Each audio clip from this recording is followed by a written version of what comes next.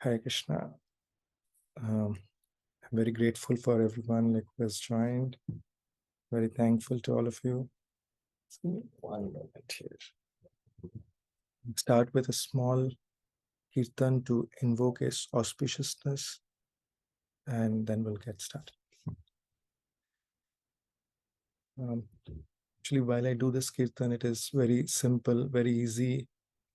So you can also repeat after me. It's as I continue. It is very simple words. The words are Radhe Radhe Govinda, Govinda Radhe. So we'll start that. Radhe Radhe Govinda, Govinda Radhe, Radhe Radhe Govinda, Govinda Radhe. Although we are all in different places, but we can all sing together, all combined together. You can be on mute, but then you can always join in this. This is to invoke auspiciousness. Okay. Radhe Radhe Govinda, Govinda Radhe, Radhe Radhe Govinda, Govinda Radhe. Radhe Radhe Govinda, Govinda Radhe, Radhe Radhe Govinda, Govinda Radhe, Radhe Radhe Govinda, Govinda Radhe, Radhe Radhe Govinda, Govinda Radhe. Hare Krishna, Hare Krishna, Krishna Krishna, Hare Hare, Hare Rama, Hare Rama, Rama Rama, Hare Hare, Hare Krishna, Hare Krishna, Krishna Krishna, Hare Hare, Hare Rama, Hare Rama, Rama Rama, Hare Hare. Jai Shri Prabhupada ki jai. Om Ajnanatamidandhasya Jnananjana Chakshununilitam Yena Tasmai Shri Gurave Namah. Namo Vishnupadaya Krishna Pristhaya Bhutale Srimate Bhakti Vedanta Swamiti Namine Namaste Saraswati Devi Gauravani Pracharine Nirvishesha Shunyavadi Paschatu Deshatarine Jai Jai Shri Krishna Chaitanya Prabhu Nityananda Shri Advaita Gadadhar Shri Vasadi Gaura Bhakta Vrinda. Hare Krishna. All of us can raise our hands wherever we are. Hare Krishna, Hare Krishna, Krishna Krishna, Hare Hare, Hare Rama, Hare Rama, Rama Rama, Hare Hare. By raising the hands, we are signifying that, okay, we are looking out, we are calling out, we are seeking for Lord's mercy in a very helpless way. Hare Krishna, Hare Krishna, Krishna Krishna, Hare Hare, Hare Rama, Hare Rama, Rama Rama, Hare Hare, Hare Krishna, Hare Krishna, Krishna Krishna, Hare Hare, Hare Rama, Hare Rama, Rama Rama, Hare Hare. Mukam karoti vachalam panghum langhayati girim yatkrupatamahamvande Shri Gurum Dinataranam Paramanand Madhavam Shri Chaitanyeshwaram Hari Om Tat Sat.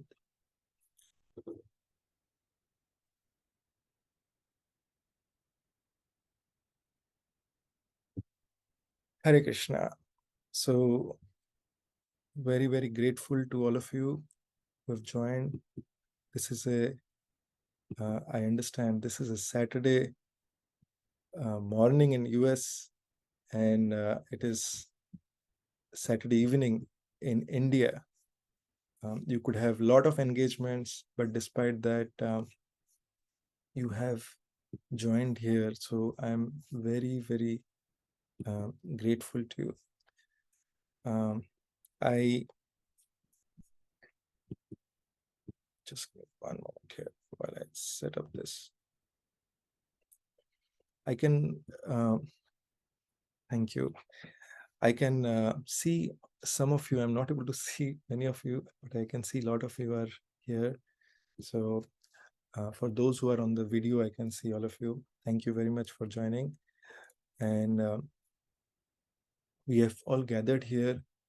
I was requested by Dinpawan Gaurang Prabhu to share some of the realizations, okay, for my wife, Priya, whose initiated name is Anuradha Priya Devidasi. She has been into a journey battling with cancer for more than 4 years. And she left her body on the 1st of January this year. So I wanted to share some of the journey, some of the events in her journey, and hopefully some of the realizations that she had, some of the realizations that I had through this journey, so that okay, it is some of the learnings that we can take forward, okay, in our own lives. I'm very, very grateful once again. I offer my heartiest gratitude to all of you for joining. Who need my phone? Yes. So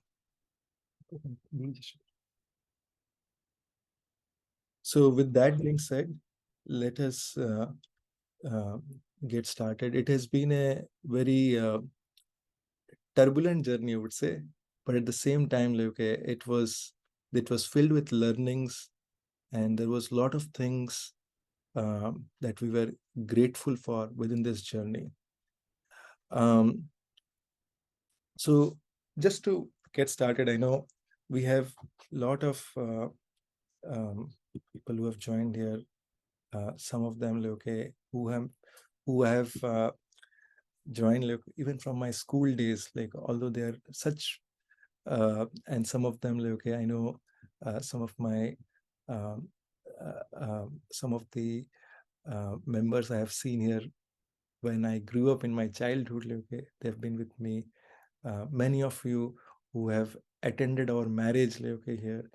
So many of you know both of us very well and through the past years. But one of the things which many of you would acknowledge is not many of you would have known that my wife, what kind of journey that she was going through. So, and I would share that, okay, it was a nature of my wife, Anuradha Priya, to not share anything that is negative with anyone. She always wanted to share a lot of positivity with everyone. It is very easy to complain in life, but then one of the things that she firmly believed in is like, okay, she wanted to share the good things with others. And if there is any suffering, like, okay, she wanted to keep it to herself, like, okay, while she goes through that, like, okay.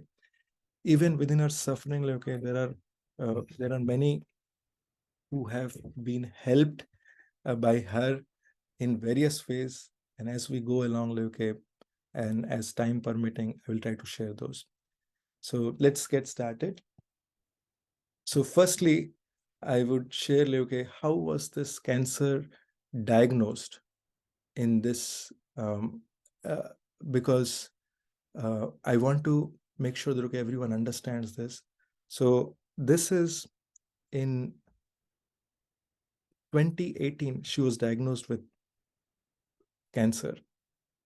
And in 2018, there was a like we were in US, and you know, US, it's known for the medical facilities, and she has been undergoing like a, I mean, all of us have been undergoing like a regular checkups, health checkups, and in July of 2018, she underwent a health checkup, annual checkup, and she was clean. Like, okay, there was no problem. However, in November, she felt like, okay, there is some lump that she felt, and she went to the doctor, asking the doctor that, okay, can you see if there is any problem? I feel some lump. Like, okay. So the doctor said, like, okay, oh, they just checked and said, no, no, this is not a problem. This is absolutely nothing to be worried about. But since you have come here, let us do one thing. Let us do a mammogram and then check it. Okay. So once the mammogram was done, then they said, okay, we want to do a, I think there is something suspicious that we're seeing. And then we want to do some further diagnosis and then understand what it is. So they did a biopsy, and here it comes out like, okay, it's a breast cancer. After further diagnosis, like, okay, for about 2 weeks, like, okay, we learned that, okay, it is a metastatic breast cancer of stage 4. Okay, so stage 4 is the, for those who are not aware, stage 4 is the highest stage of cancer. And not just that, she's this is growing so aggressively. There is, this has already reached a stage where it is very, very aggressive. Now I want to take a pause here and share, like, share one thing, like, okay, something to think about. We are living in US, considered to be medically the most uh, this is the advanced country, the place where many people come to do medical treatments, and we definitely rely on the medical facilities. There is no doubt about that. But the point that I'm trying to make is that that sometimes, when even we may have the best of facilities, but if something was to come in, like, okay, it does not matter like where we are in, um, problems come in, we think like, okay, we are in control of situation. And when I'm saying we, i I mean to reflect on myself, and I'm just sharing this like, okay, these are our reflections, so do not take it otherwise. But we think like we are the controller of the situations. But Krishna says in Bhagavad Gita, Janma Mrityu Jara Vyadhi Dukkha Doshanu Darshanam. So, Janma Mrityu Jara Vyadhi, birth, death, old age, and disease, is something that has to come to everyone. Anyone who is born has to die. We can see others around, like, who are dying, and we may feel that, okay, we are in a comfortable position. We seek shelter in good health insurance, life insurance plans, and then obviously, like, okay, on retirement plans. In US we call it 401k. But is there anyone, and I would like to ask this question, is there anyone who can actually tell that, okay, what is there in store for them? Are they, would they be able to save themselves or their family members if something was to happen the very next moment? And you can raise your hand. uh, so or let me ask it other way, like, okay, let me ask everyone to raise the hand, like those who think that, okay, we cannot do anything, like, okay, if something was to happen, if there's an accident coming our way the very next moment, like, how many of you are there who believe that, yes, we cannot do anything about it? You can raise your hands, right? Yeah, I see some hands raised, but for those who are not raising the hands, I would believe, like, okay, they have something that they can control, like, okay, in that situation. right? So, okay, I'm seeing, yeah, hands there. Yes, I see that. So why I'm asking that is, this was a realization, okay, that came in, okay, that we are all we are all striving for um, peace in the world. We are all striving, okay. Oh, we say that, okay, ये हो जाए तो मतलब this ये हो जाए तो मन की शांति होगा. Shanti is for man, okay. Sukh, we say, right, sukh shanti. Sukh is for body. If there is a good heating arrangement, or in India, if there's a good cooling arrangement, AC acha hai, and facilities are good, I have got a good car, I can comfortably drive, then main sukh mein hu, we say like that. And if there is something to do with the mind, like, okay, बहुत tension हो रहा है, ये वाला, if this problem is gone, then मेरे को थोड़ा शांति मिलेगा, we say like that, right? So shanti is for mind. But there is something beyond that, that is called Anand. Anand is for the soul. We'll talk about this more in detail, but why I wanted to touch upon this point is like, okay, when we live in a country, there are some rules of the government that we have to follow. Similarly, Krishna says in Bhagavad Gita that the nature also has rules. And many times we feel that, okay, we we want to just do the right thing, and just by doing the right thing, we are happy. But many times we feel that, okay, we are doing the right thing, but we are not happy.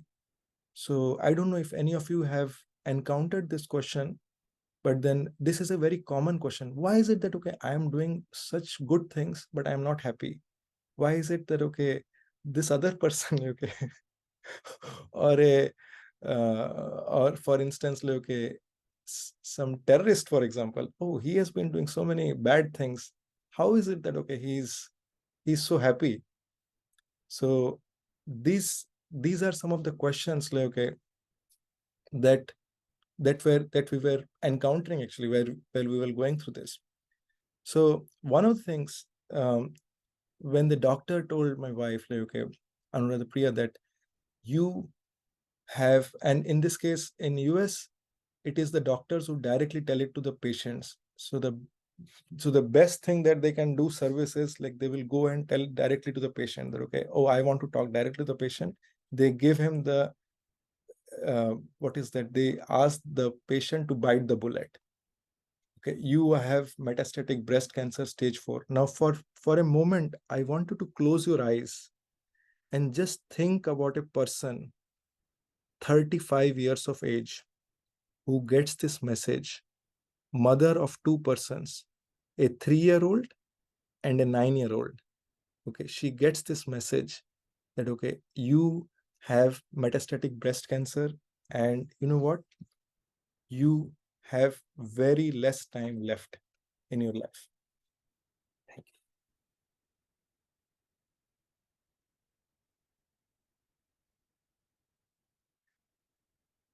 So, so, so in that case, that is how, um, that is how she was conveyed, like, okay. And with that situation, when she told me that, okay, the doctor has told me this, I was really shocked. We were not expecting this. So I asked her that, okay, now what? So she tells me, I have heard it in the classes. And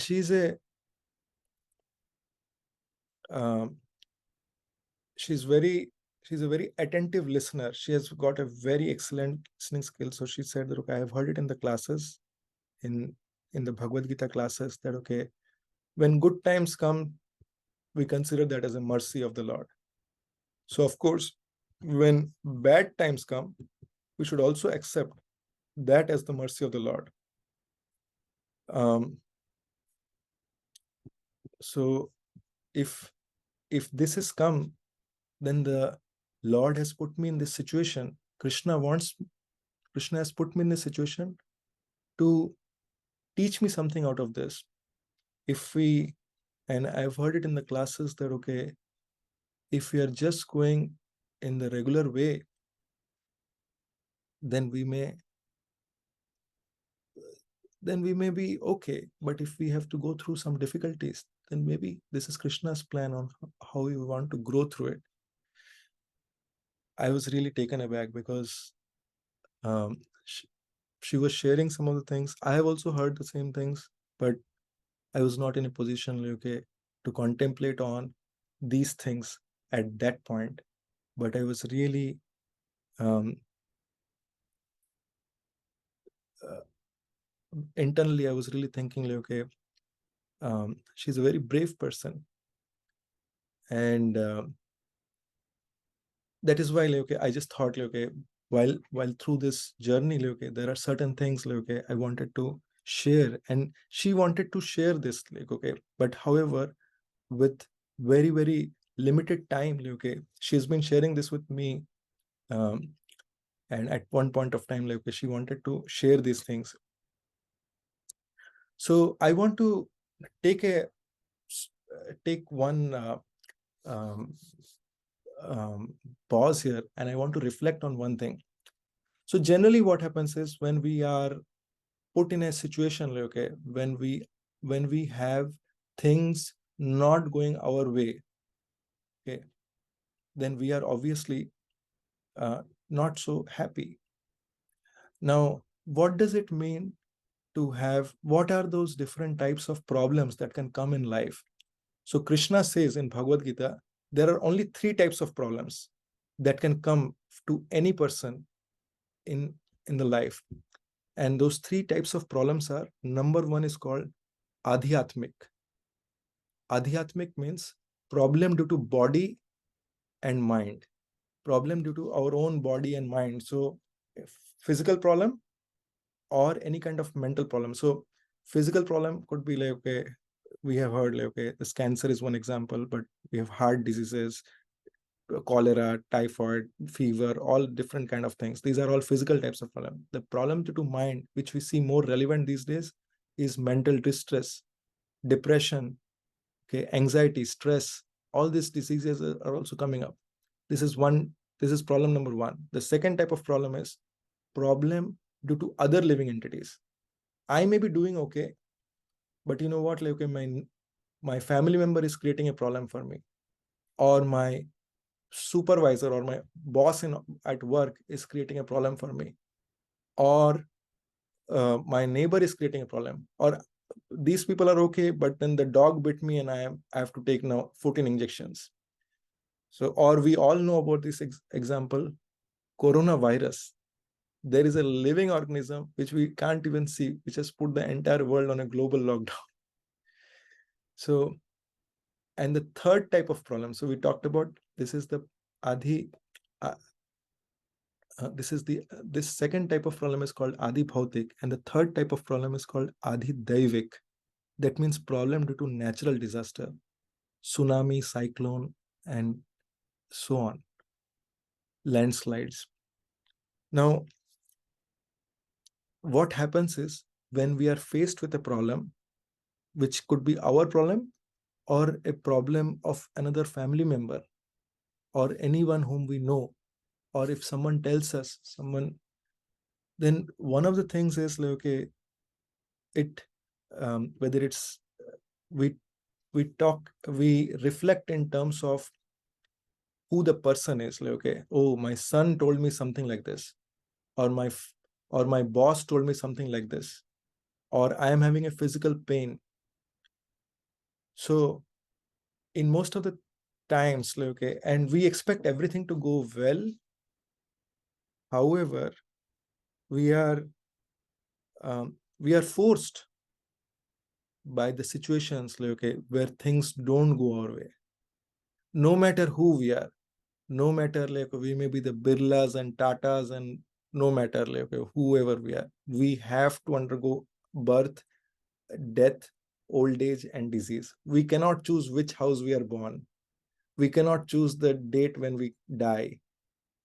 Okay, we cannot choose that. Okay, we cannot skip old age. No matter who we are growing old, and we cannot choose not to have a disease. Okay, we may be healthy, but disease can come at any time. So my wife was very healthy. She did not have any health issues. And at a time when the news was broken to her, I want to give you a picture that um, she was very popular in her friend circle. Okay, and she was very like she was very inspiring for many people. And she also she had a very nice she would do Bengali sweets, and there is a Facebook page, you can go and check it out, Mohan's Sweets. So Mohan is the name of my son, and Mishti is the name of my daughter. So Mishti means sweet. So Mohan Sweets, this page is there on Facebook, and she would do catering of this, like, okay, for hundreds of people. And she would do it really so well that, like, okay, she doesn't have to do any marketing, like, okay, they would all come, and she was getting a lot of popularity from there.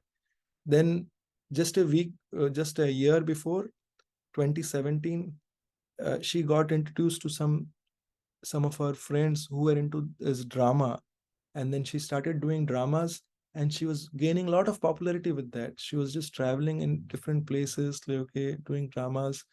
And a lot of these are in Bengali, but those who, and I am not really into this, but then those who are into this drama,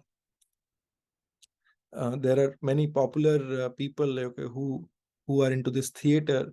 They used to really appreciate the work, kind of works that she has been doing.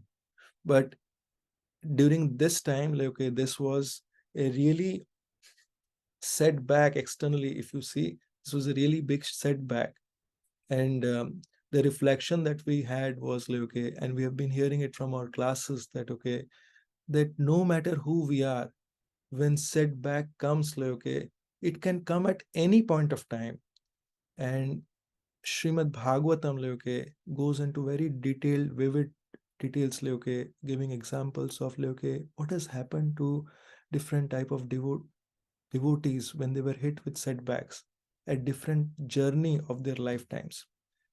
So with that, with this situation, like, okay, when we were out there, like, okay, one of the things which I was mentioning earlier, like, okay, we try to identify things with the body.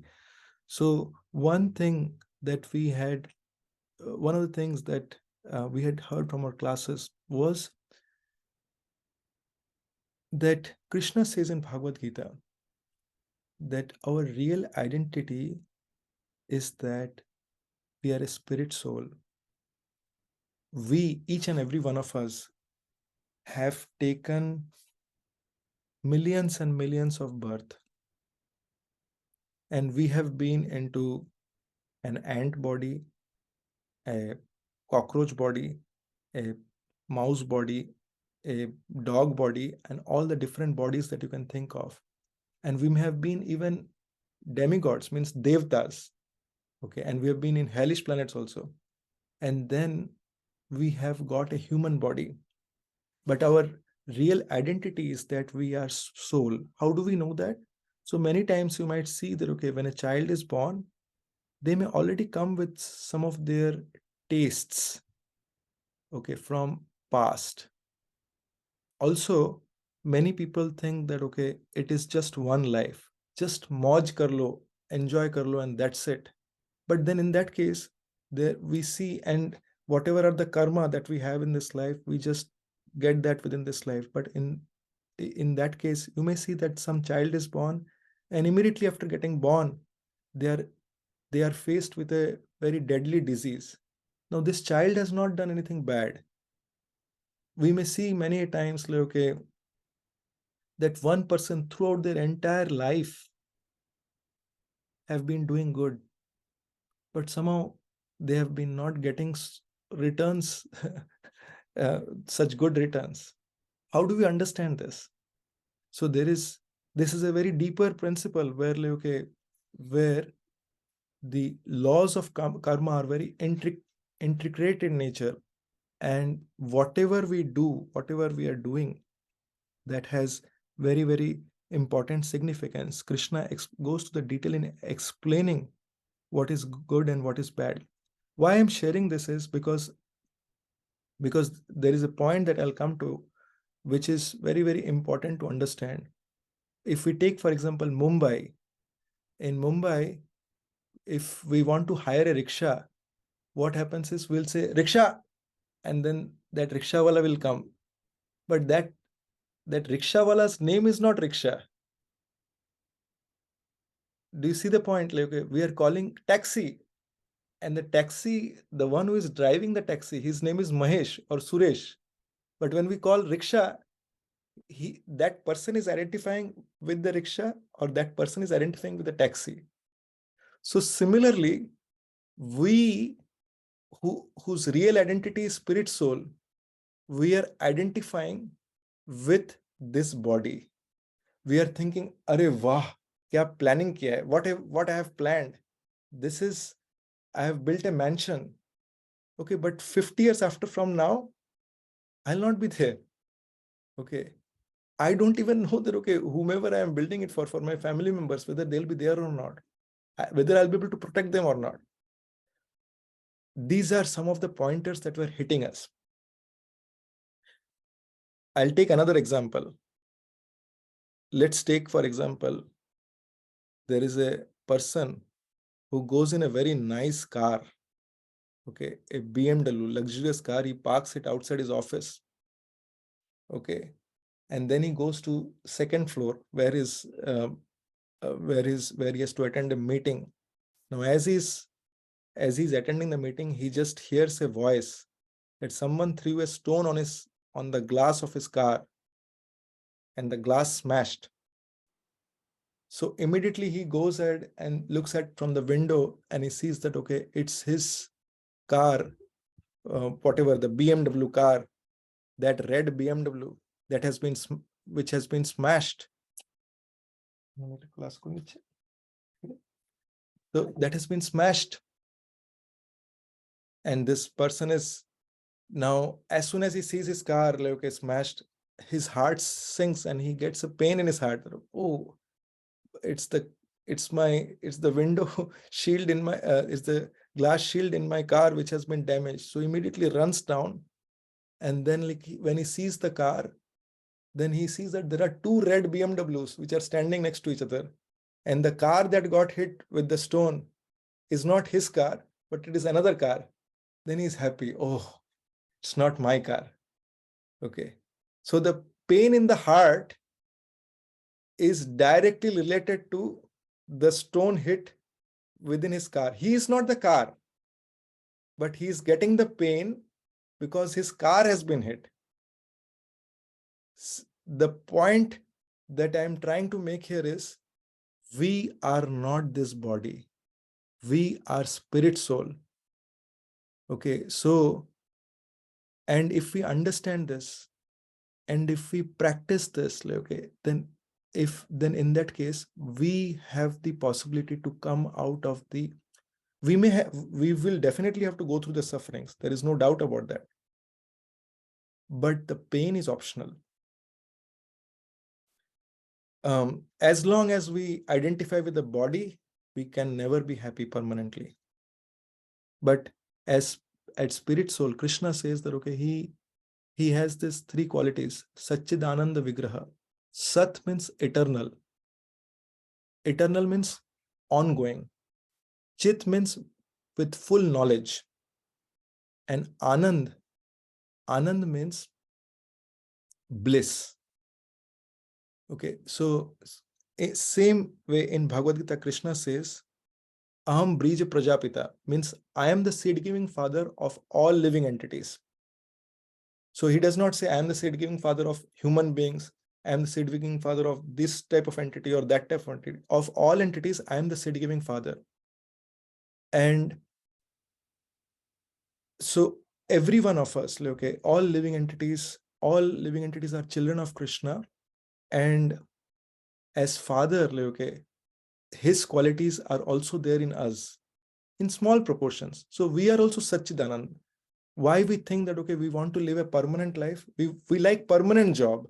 See, if someone is into a contracting job, like, okay, or a temporary job, we say, okay, why don't you get to a permanent job? We like this word permanent. See, think about it. In our brain, these words really capture, okay, why do we like this permanent? Why do we like steady state? Because this quality is coming from Krishna to us. Sat, eternal. Okay, that means for ongoing. I want to live a good life actually. Okay. Chit means with full of knowledge. If you look at it, we are all anxious to get knowledge at all point of time. And Anand means bliss. We all want to be happiness. There is no one who does not want happiness. So when the doctors shared Anupriya or Anuradha Priya, okay, about her news, they, after meeting with several doctors, what we understood is she has a maximum of 2 years of lifespan. This is the max that she has. There is nothing, and the word that was used is anything that was over this time.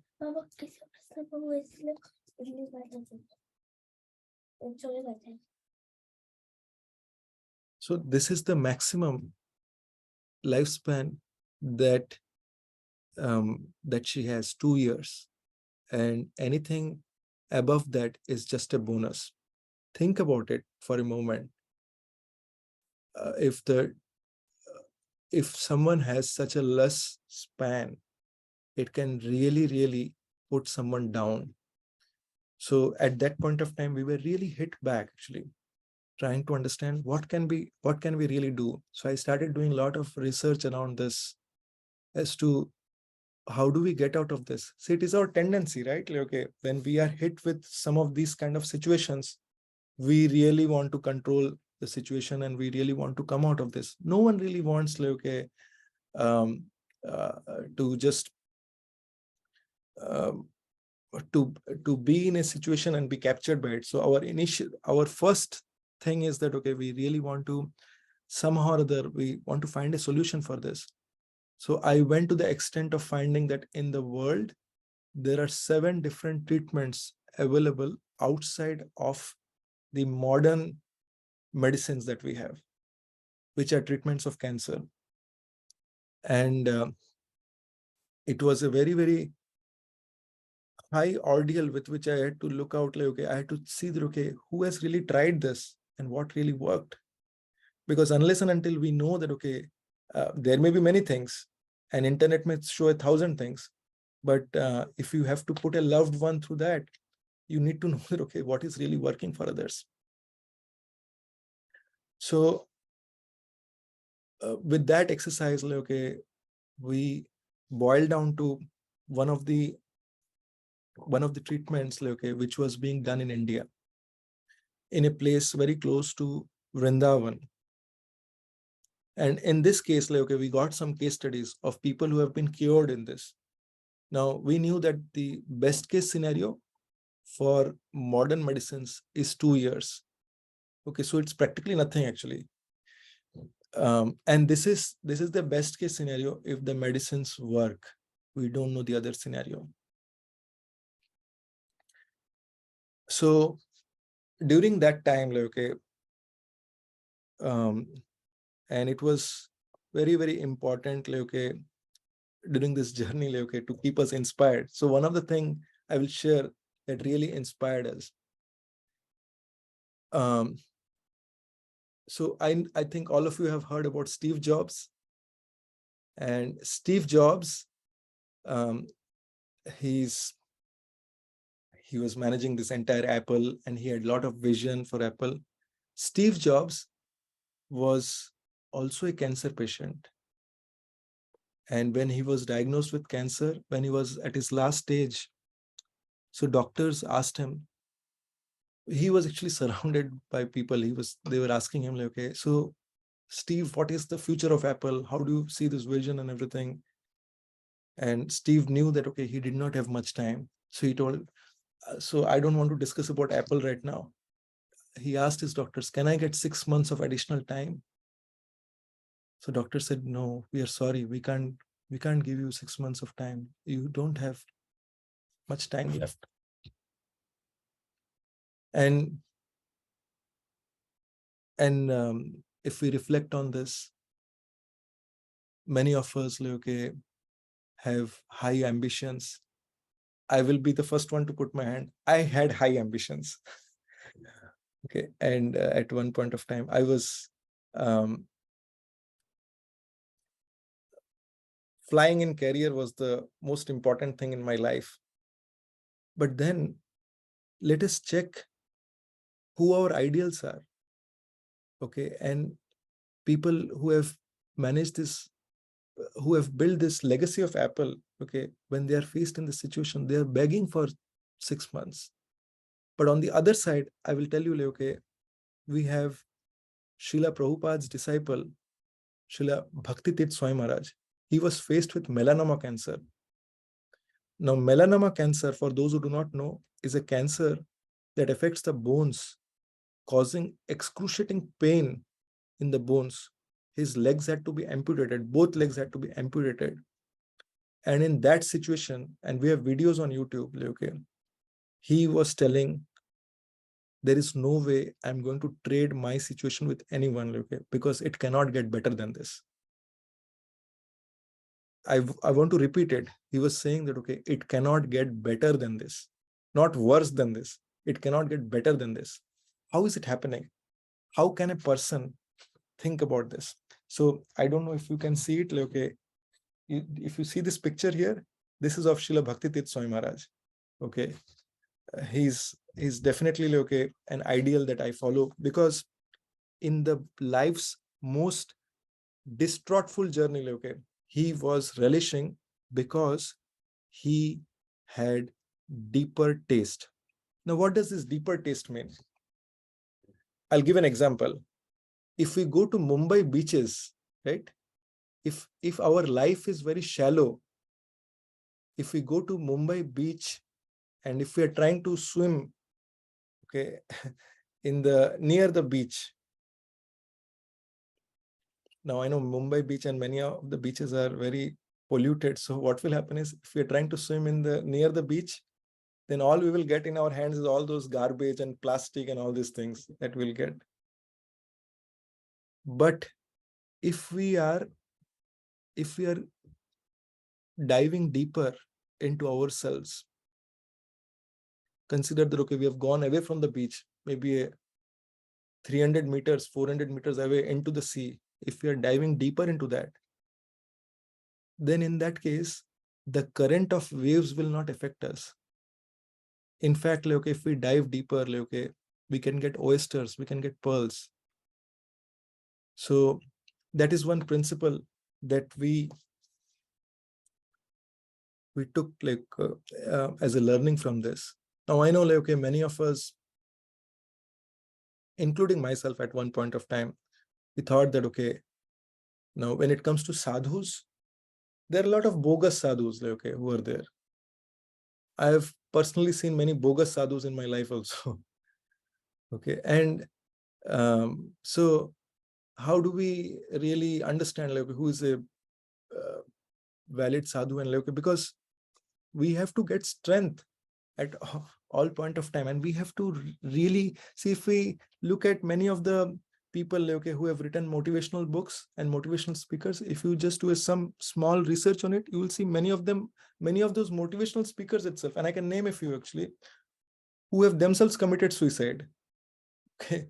So it does that mean, like, okay, they were not motivated? It's very clear actually, because they were not able to keep themselves.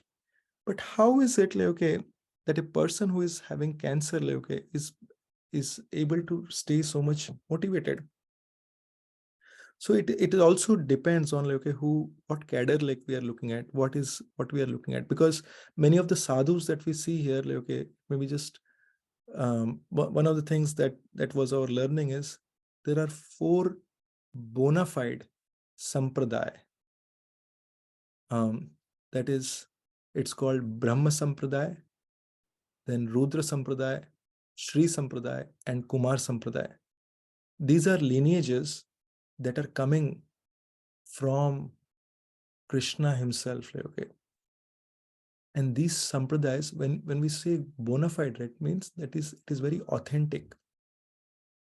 And Srila Prabhupada himself, okay, who is the founder Acharya of ISKCON, okay, he is a very bona fide, pure devotee of the Lord. He came to the US at the age of 70, and at that point of time, okay, he had 40 rupees. Just think about it, okay, 40 rupees. And at that time, the value of rupee was so degraded, okay, it was just, if you convert it into US dollars, it is some $2 and some few cents, okay, basically useless 40 rupees. He came at the age of 70 alone, okay, because his guru said that, okay, go and share this message in the Western world so that people over there, they they get benefited. Go and share this message of Krishna consciousness. And what is this Krishna consciousness? Because many people um, think that, okay, this is some Hindu thing, but it is not a Hindu thing. It is not. It is. It is not about any sectarian view.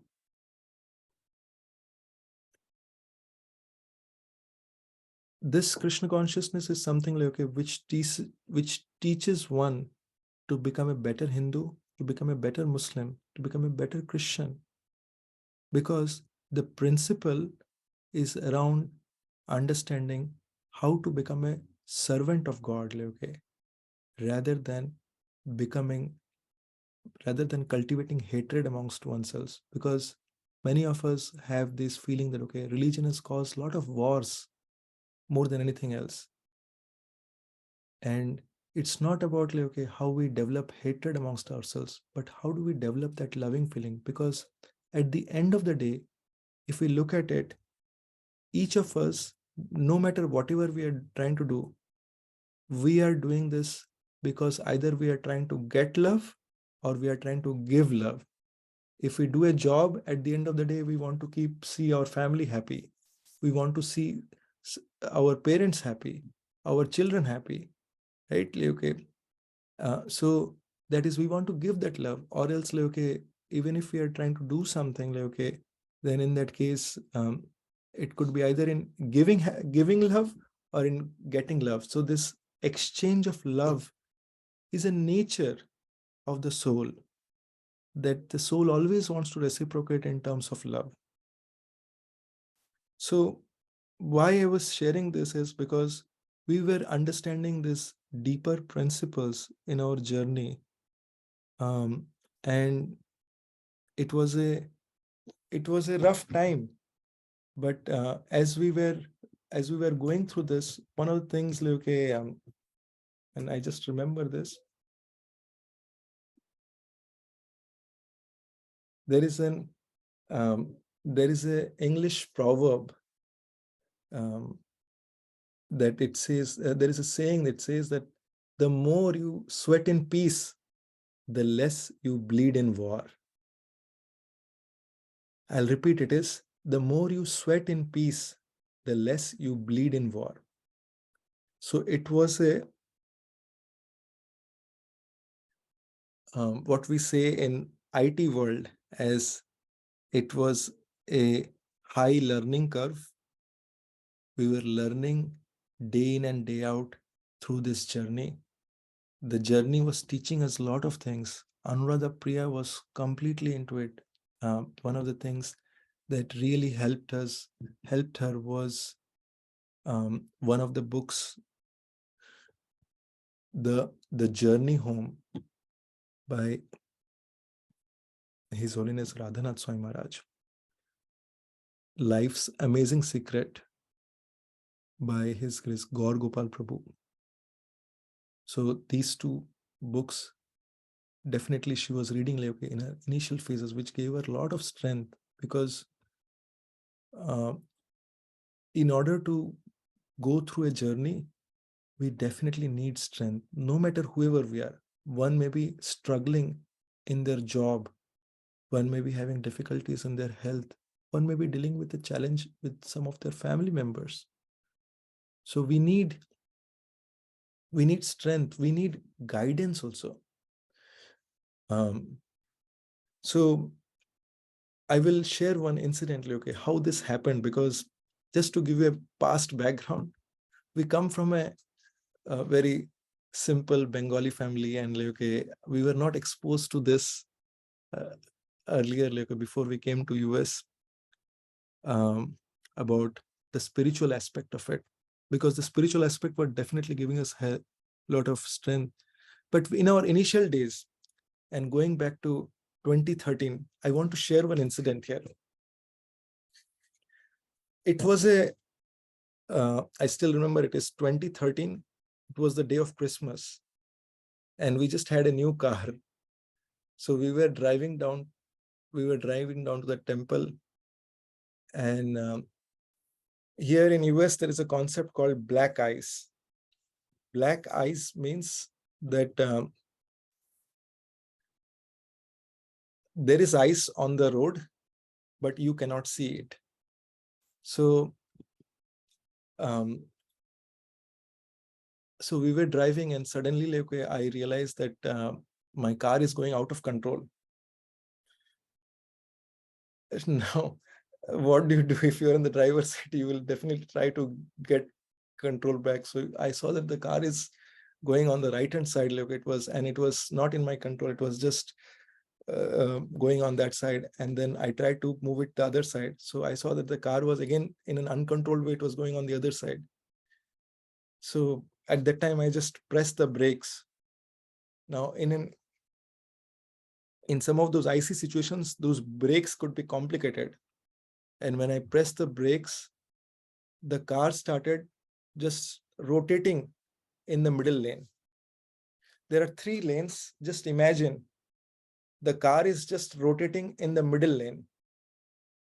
Okay. And we were at the speed of like probably 60, 70, but it came down to somewhere around 45, 50, around that. So it was just going like this. And I can see that, okay, just from our one side, there is a truck going. From the other side, there is another van going, minivan. And it was at that time, like my daughter was about 4 years old, and I was in the driver's seat, and my wife was in the passenger seat, and my daughter was behind. So I practically saw death that day. I was sure that we are going to die. There is nothing else we can do. But I was still trying to initially control, and I thought, okay, there is nothing that will go, because it is just a matter of time that, okay, we might get hit with another vehicle. And on that, in that situation, there is absolutely nothing you can do. I can see that, okay, there is truck coming from the other side, just about to hit us. So, and my wife, like, okay, suddenly, like, okay, she became very, she thought of something, and she remembered that, okay, in the classes, she has heard that at the end of the life, if you remember Krishna somehow, then you go back to Krishna.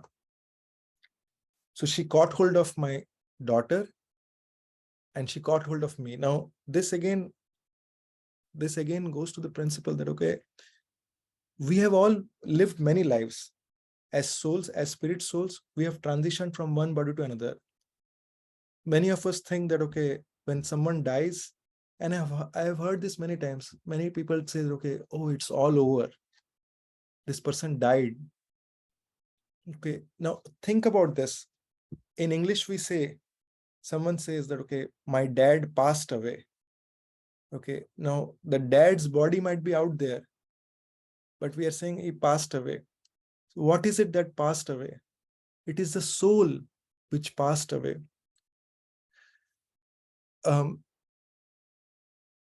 So this soul transitions from different from one body to into another bodies, and the thing, and within that, okay, it transitions from the lower animal grades to the higher animal grades into different species. There are 8.4 million species, and within that, the human life is the highest, is considered to be the highest order. It is not that a human being, if he dies, he will get a human body.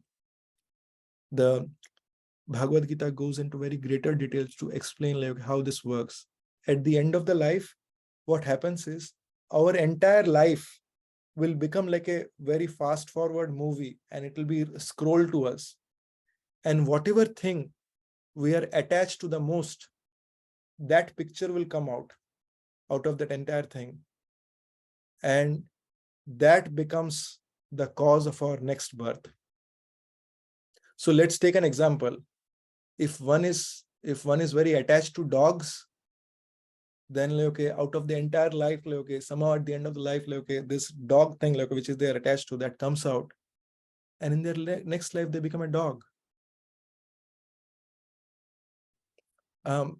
If so so similarly, okay, this, I mean, we transition from into various lives, and just if many of you may have played the snakes and ladders, so within the snakes and ladders, you know that when there are many snakes and there are many ladders, you can keep going up with the ladders and you can keep coming down with the snakes.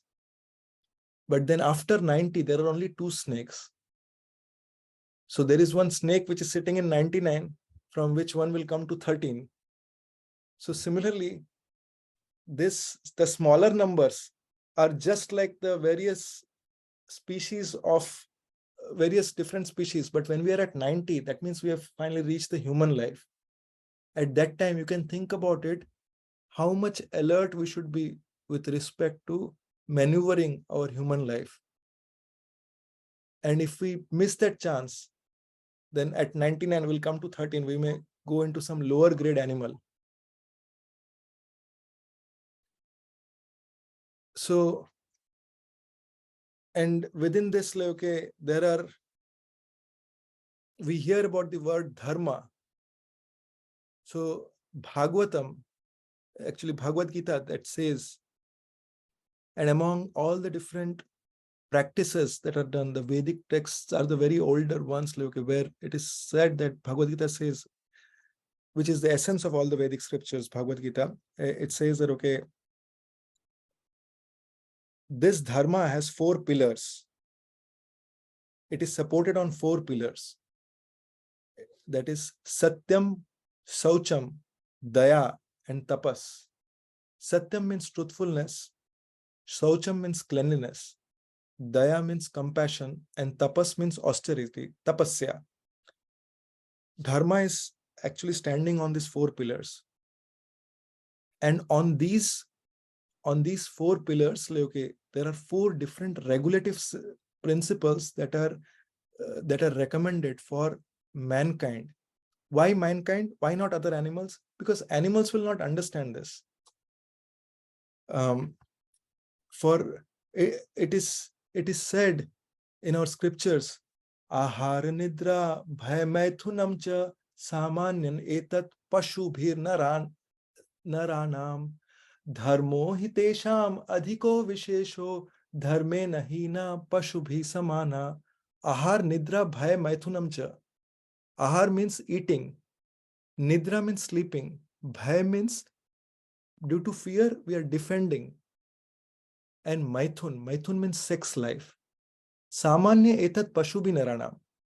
In general, animals also do these 4 things. So eating, sleeping, mating, and defending, if these are the 4 things that are being done, these are common between human beings and animal.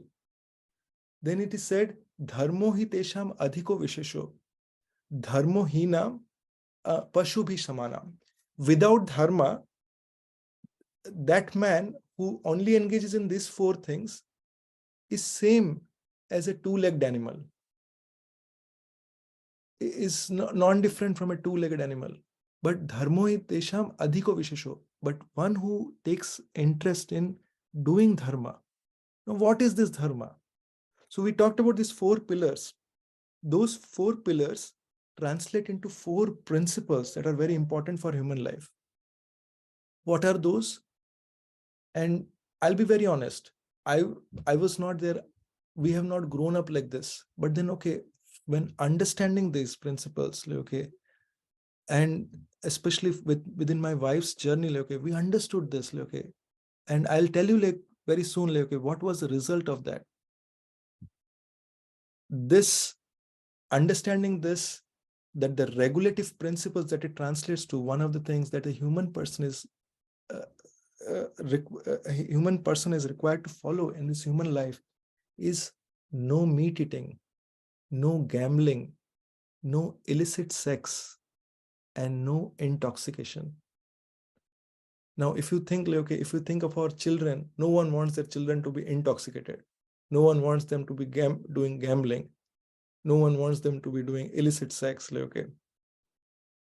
So these things are meant, once one follows this, then they come into a human platform actually, okay, where that is what our scriptures say.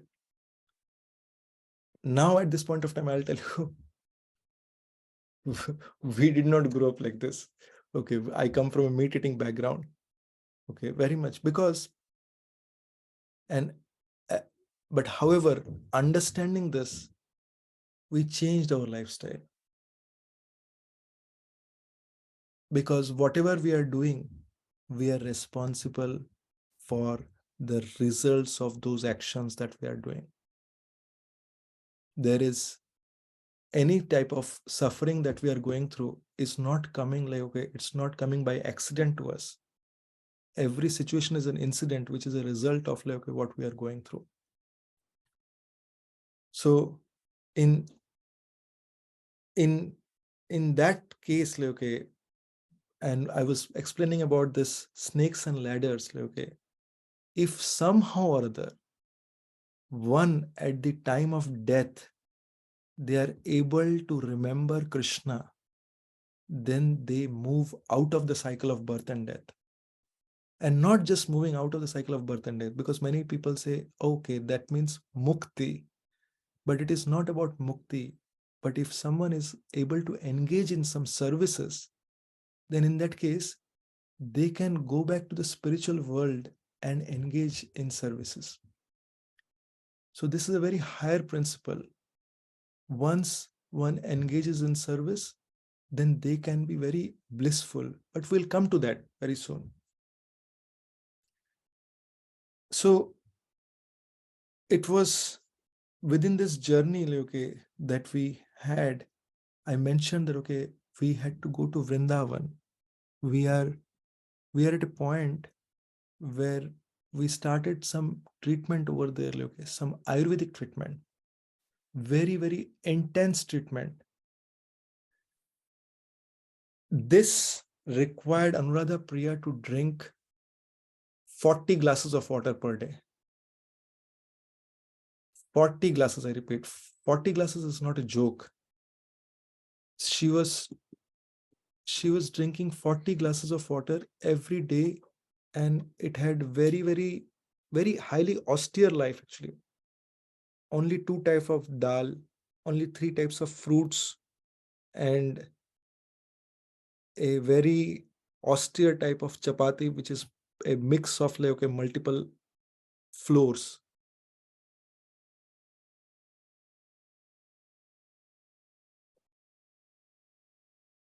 Why were we doing that? Because we were trying to find a permanent solution for this, for the disease, because we did not have much options left. So we tried that, and we tried multiple other things. We actually tried so many different type of treatments. In fact, like, okay, in during this time, like, okay, I got visibility of like, okay, what is working, what is not working, what will work for someone, what will not work for someone, and so many in-depth understanding actually around this. And when we did this treatment, like, okay, we came across many people for whom like, okay, this treatment really worked out. But unfortunately, that treatment did not work for Anupriya or Anuradha Priya. However, while we were in Vrindavan, Vrindavan is a Chintamani Dham.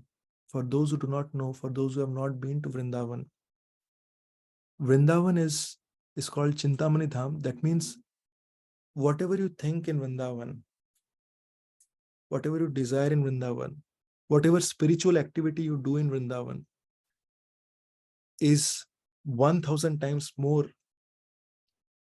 beneficial than anywhere that you do. Even if you are suffering in Vrindavan, then in that case, it eliminates suffering by thousands of times, and there are scriptural evidence for this. So during the stay in Vrindavan, um, it by just give me one. So during the stay in Vrindavan, Anuradha Priya got to know, because many times this why aspect may be really going in behind our brain, right? Okay, Krishna has spoken Bhagavad Gita not for like people who are grown old and that we can do it in our leisure time, like, okay, when we have nothing else. But by Anuradha Priya's example, whatever we had heard it in the classes, that was coming to light, because death can come at any point. There is no one, like, okay, who can say that, okay, I'm immune to death. It can come at any point of time. It depends on, are we really preparing for it?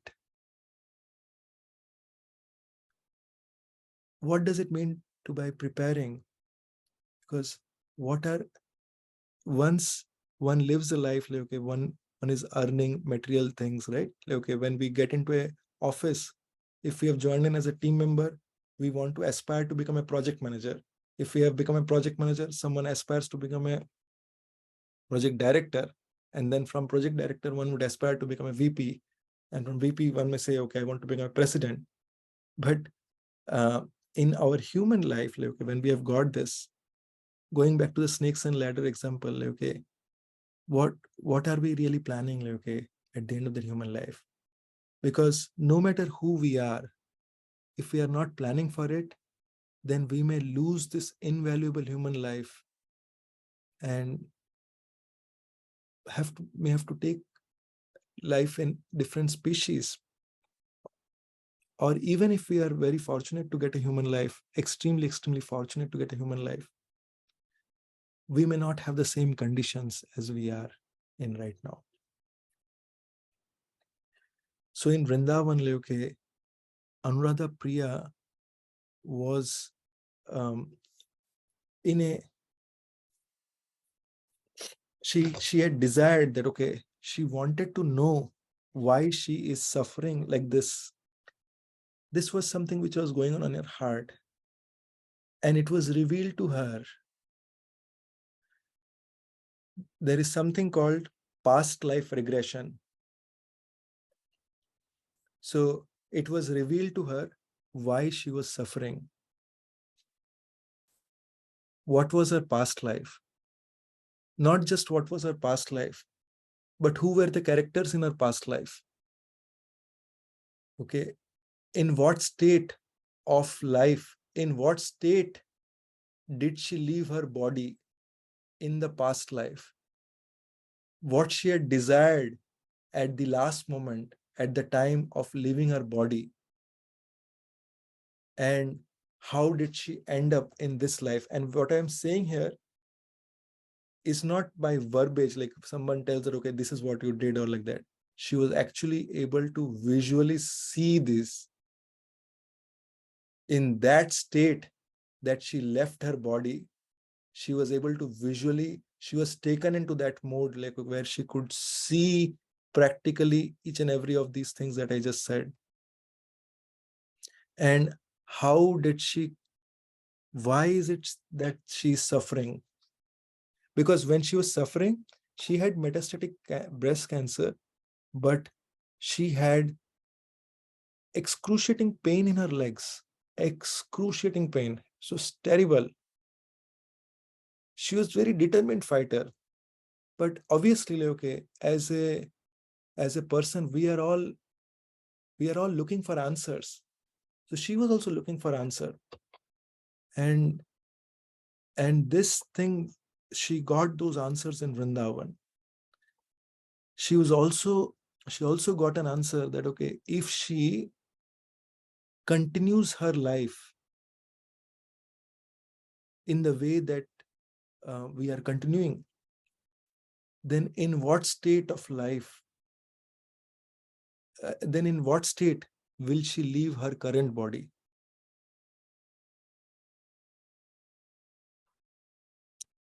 I repeat, so she got an answer that, okay, if she continues the life the way she is, then in what state she will leave her current body. With that situation, okay, she made desires in the Chintamani Dham, in Vrindavan Dham. So in Vrindavan Dham, it is called Chintamani Dham. We should make, we should, and I'm saying this, okay, we should make very nice spiritual desires in Vrindavan. We should be careful not making any material desires, because that will really, although the material desires may be fulfilled, but it may become a cause for bringing us back again. So Anuradha Priya made a desire that, okay, she desired on how she wants to leave her body. She said that, okay, I don't want to live long. It is not that I want to live a long life, but I want to live a quality life, and I want to live my life with my children over there. And I want to serve them nicely for the period of life that I stay. She made a desire that, okay, when I leave my body, at that time, I want to have devotees chanting around me. I want to hear Bhagavatam when the devotees are living, when I am leaving my body. All this she is desiring in Chintamani Dham, Vrindavan Dham. And when is this? This is in 2019. She is desiring for this, sitting in Vrindavan Dham. Okay. And this is at a time when her treatment is not going well. Okay. And we had no options. But suddenly, right after that, what happened is there was by the Lord's expert arrangement, okay, like devotees over here, okay, they found some doctors, okay, who wants to handle Anuradha Priya's case, because otherwise most doctors had given up. But there is one doctor, okay, who wants to take up her case and wants to look into this. And then we had to come back to this country. And by the time we returned back to this country, the disease had already progressed. It had progressed quite a bit, and things were looking bad. And at that point of time, the doctor once came to us, and the doctor said, you have only the disease has caught over you. You don't have much time left. 2019, I'm saying, October 2019 to be very specific. You don't have much time left. Please start planning accordingly. Now, this is not being told to anyone else. This is being told to another only. At that time, she was very shocked, because no matter how much ever brave we are, how much ever determined we are, but we all have an emotional component also. She's a mother of two child. So she was very sad. And my son at that time was 4 years old. In Vrindavan, actually, I want to add one more thing. In Vrindavan, Anuradha Priya made another desire. That is, my son, he had a delayed speech. He was not talking, and she was very stressed out for a few years. So she made a desire that many of the doctors, they claimed that, okay, my son may have some signs of autism. And he was, and I told, like, don't worry about what the doctors say, just trust in Krishna, actually. But as a mother, she was very worried. No matter, like, whoever, when it comes to the child, okay, the mother has the greatest sentiment, okay. A father is a father and a mother is a mother. A father can never be a mother. So she was very worried. And in Vrindavan, like, as soon as she landed in Vrindavan, her first desire was, I want to see my child talking, actually. because at that time my son was already, he had his third birthday.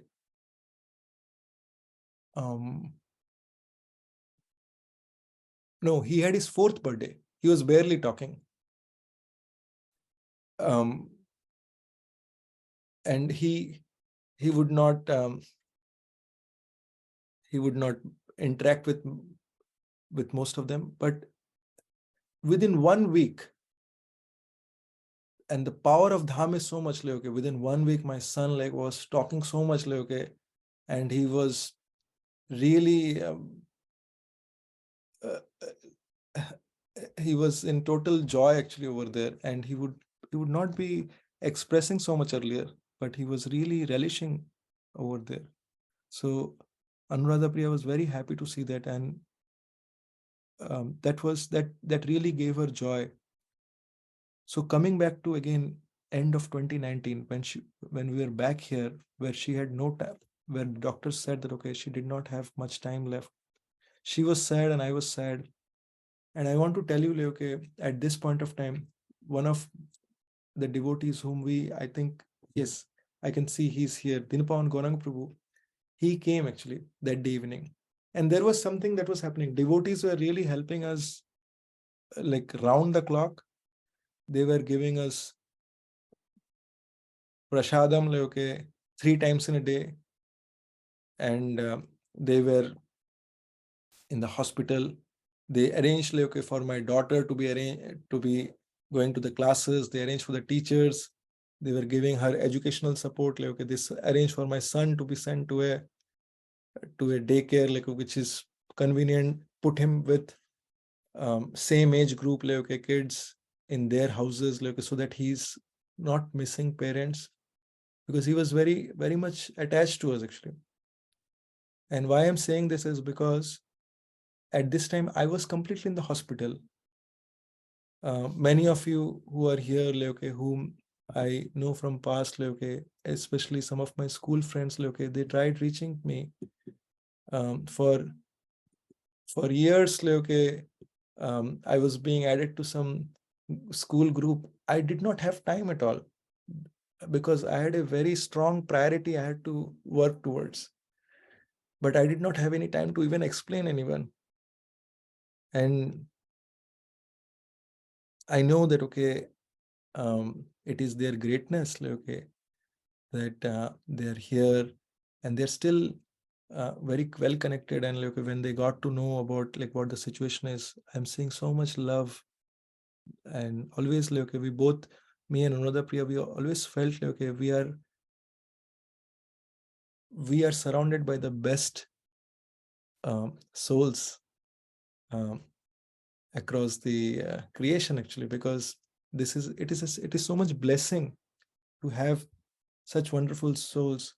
And always Anuradha, Priya would repeat one line like that she has read from a beautiful book, The Journey Within, by His Holiness Radhanath Swami. She would say always that you can count the number of, you can know how rich you are by counting the number of things that you have that money cannot buy. I'll repeat, you can know how rich you are by counting the number of things that you have that money cannot buy. So you can buy many things with money, but you cannot buy love. You cannot buy any respect. You cannot buy joy for anyone. You cannot buy good health for anyone. Okay, yes, you may be able to do some of the things, but you cannot buy time for anyone. And this was a strong reflection she would always share. She would always, almost every other day, she would repeat this. And she said, like, okay, she always felt so grateful that, okay, I am surrounded by such amazing people actually, that they are always adding so much. They are always giving me so much love, and grateful. I'm very grateful to that. And one of the things that both of our spiritual masters, His Holiness Radhanath Swami, he would say is, she would repeat this: mercy means that which we do not deserve. So if we are getting Lord's mercy, it means we should never think that, okay, we are deserving. She would believe this truly from the bottom of her heart. Whatever facilities I have got, it is all Lord's mercy. Lord is giving me this. I don't deserve this, but it is so kind, so kind that the Lord is giving me this. So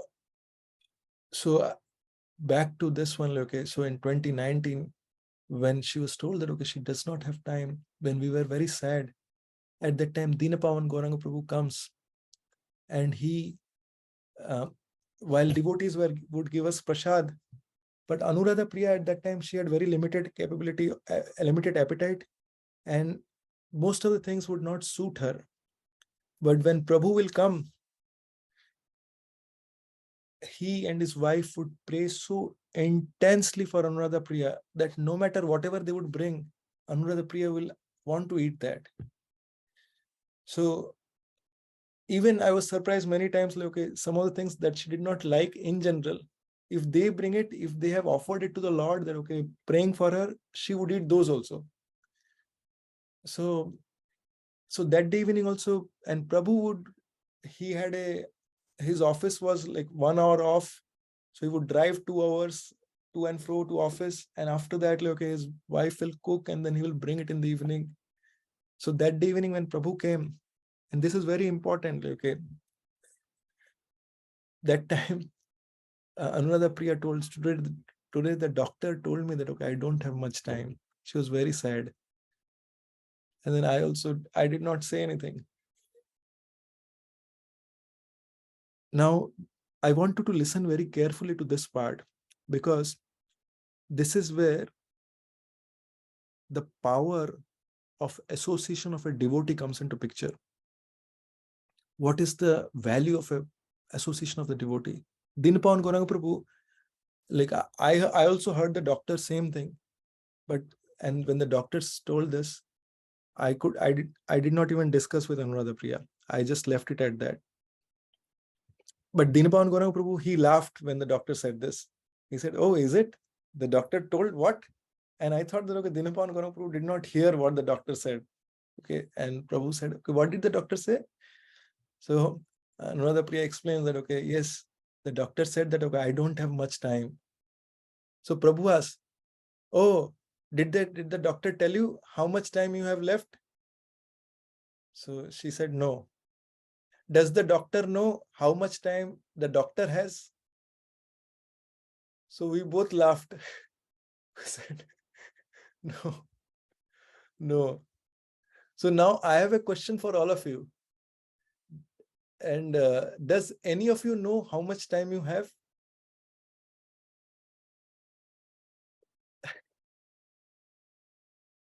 Yes. So I want to ask it to those who are on the those who are off the camera.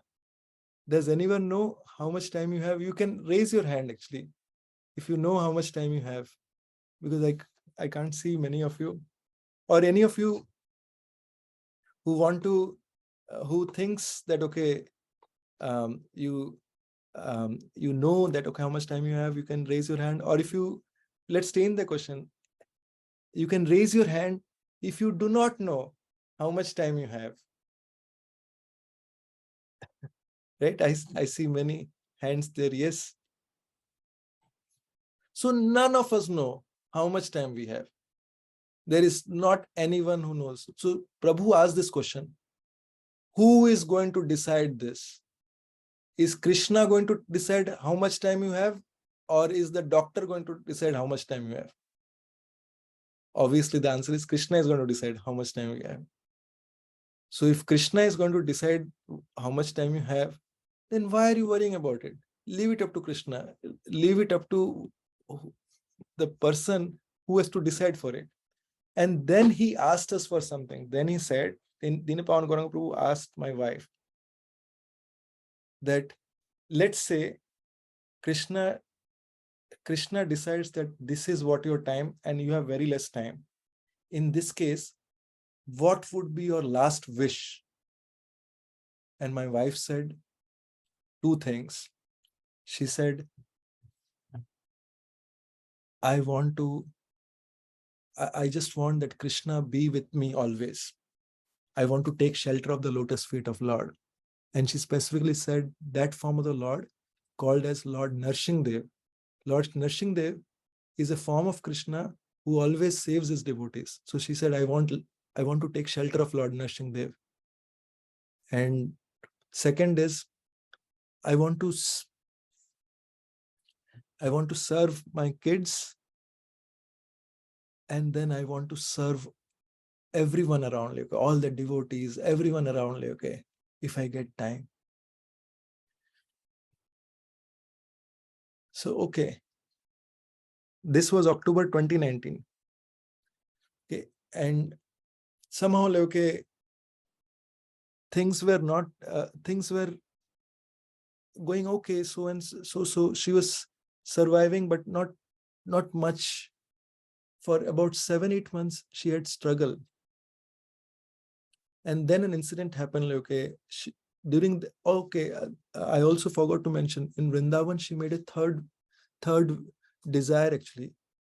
She was revealed, when she was revealed about her past life, she made a desire of the current life, that okay, she wants to have a guru, and she aspired for guru as His Holiness Radhanath Swami Maharaj. So now when we were back here, in 2020, on the 15th of August, there was a Zoom meeting with His Holiness Radhanath Swami Maharaj. And during that meeting, it was explained to Guru Maharaj that my wife's condition was explained. She was 8, 9 months, she was almost bedridden. I mean, why I say almost is, the only thing that she could do is, like, she would walk to the couch once in a day, and then she would go back to bed. She may or may not be able to come to the table to have her lunch or dinner. And then, no, it a black mama. Just give me one.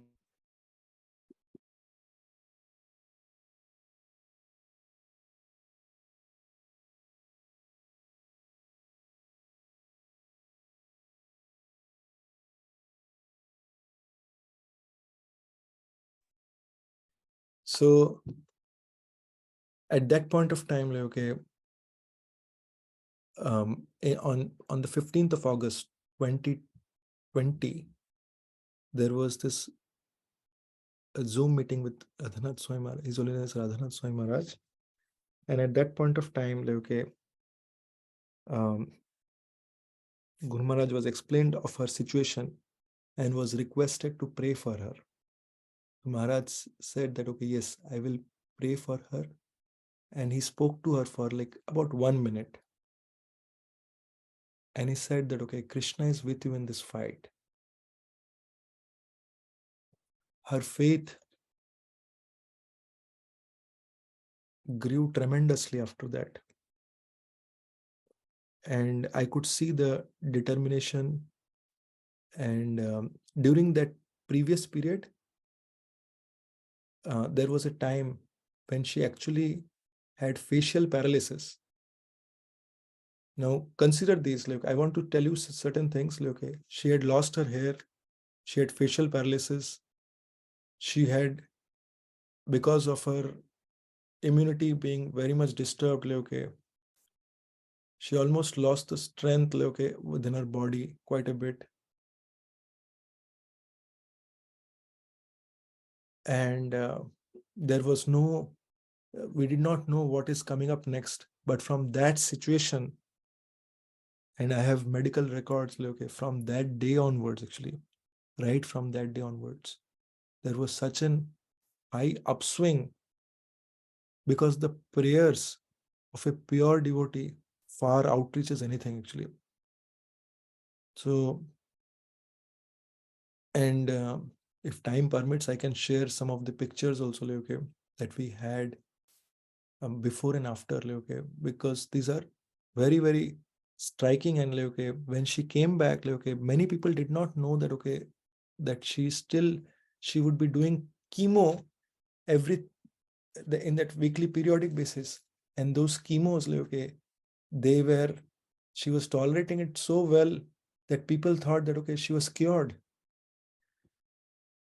She had 2 years, which doctor said anything above 2 years is a bonus.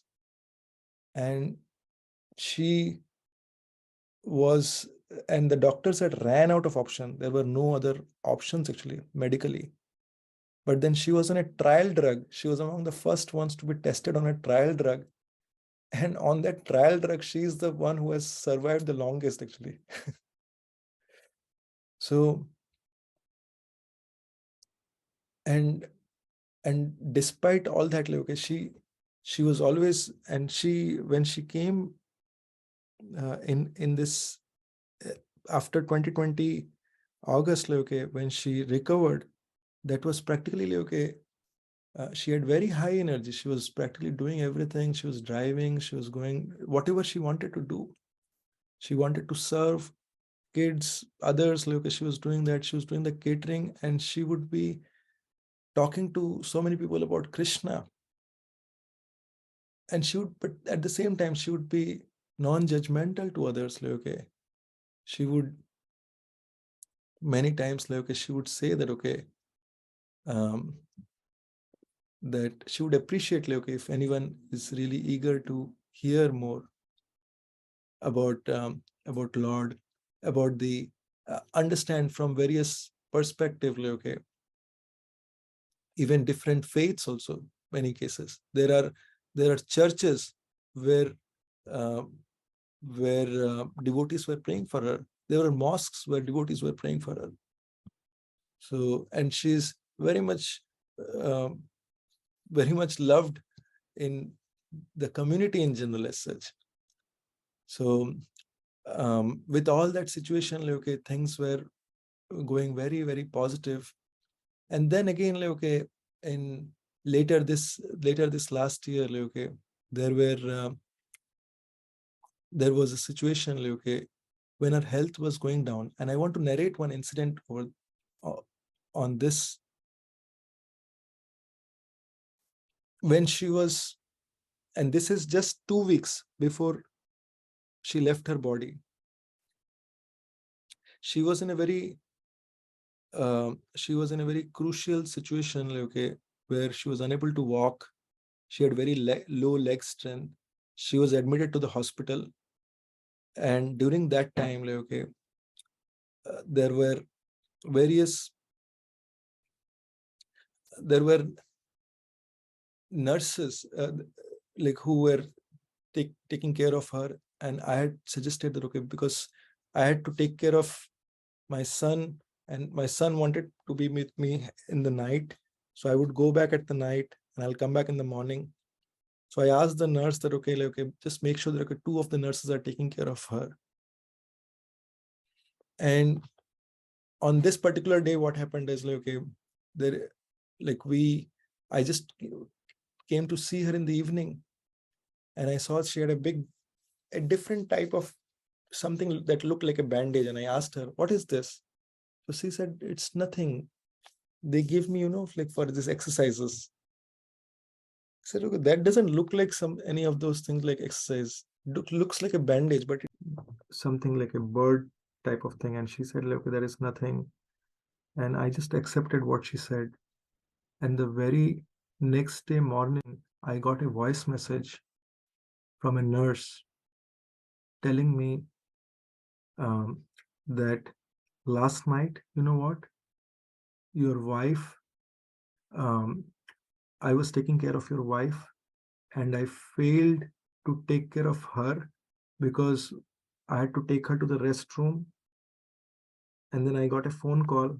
I went to attend that phone call, and your wife crashed in the restroom. So, what happened is, the nurse gets a phone call. Okay, my wife is unattended in the restroom, and she falls down. When she fell down, She had like all this area damaged actually, hand, and even her feet was all bluish in color. This is all she left a voice message for me, and I still have that voice message. So she was apologizing heavily for that. And then she said, but your wife did not tell anyone that I did this. So I went back that day to the hospital. This was early hours, and I asked my wife, like, okay, that what did you do? Like, okay, what was that thing? Like, okay, was it a bandage? So she said the same thing. No, no, it's not a bandage. It is it is just something like, okay, they gave me for exercise. And I said, oh, no, that's not what I have heard. I have heard that it is a bandage. The nurse told me that it is a bandage. So why did you not share that with me yesterday? So she said that yes, I did not share it for a purpose. And in fact, I was telling her that okay, it's a medical negligence. If they are not taking care of you, it's a medical negligence. Why was it? Why did you not share? I really want to go back and ask them that okay, why is it like that they did like this? Then she told me that okay, this is why she did not share it with me, because I'll go ahead and I'll fight with them. But in fact, she wanted that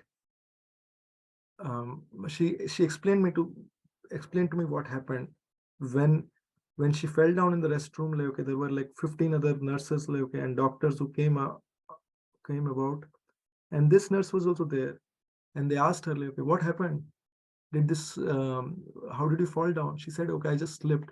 Oh, did this nurse not take care of you? And she said like no, she did her job, but I only slipped away. And at this point of time, I asked her like, okay, why did you do this? So I request you to hear this portion very attentively. The response that she gave me is there could be something like she knows that I'm a critical patient, and there needs to be due care. With due care, she needs to take care of me. But she got a phone call and she had to go to take that phone call. We don't know what is going on in her life. Okay, although she knows what I am going through, but when she took the choice to take that phone call, that means there could be something more higher in priority that is going on in her life. And we should always give the benefit of doubt for that. Now, this is a very, very high state of consciousness where we don't judge others and where we can forgive others. How many times, I'll ask, do we do this? Forget about asking all of you. I will honestly acknowledge that I have not done this. It is not easy to forgive, and it is not easy to, especially when we are in this tremendously painful situation. It is not easy, where we can step ourselves and look at others' lives, like, okay, that there could be something more important than looking after the patient for which they are recruited. So she wanted me to promise that, okay, I would not take any action against the nurse. And the nurse was also truthful. And I agreed like okay to her request. So that is a very high state of consciousness that she carried, and with I could understand that the strength that she was getting was so much. There was so much spiritual energy that she was carrying actually with her. If now at this point, like as we wrap this up, I wanted to share that okay, that some of the things we are we all know that okay, we all hear that we are in Kali Yuga. Kali Yuga means the age. Kali Yuga actually means it is the age of quarrel and hypocrisy. There is quarrel at the blink of an eye, and there is there is hypocrisy everywhere. Whatever is within may not be outside. Whatever is outside, whatever we see outside, may not be what is within. And when we see this, we should understand that this is the symptom of Kali Yuga. Who says this? Not me, but this is what is coming from the scriptures. And in this age of Kali,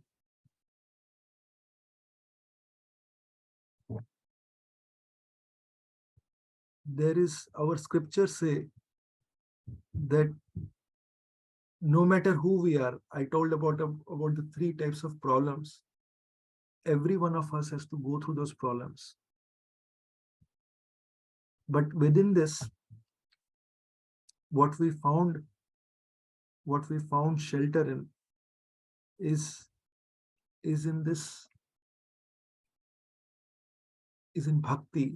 What is bhakti? Like, very simple terms. The road of life may be very unsmooth. Especially, we can visualize the village roads of India where things are very uneven. But within that, like, if we are going by a bullock cart, obviously our back is going to hurt.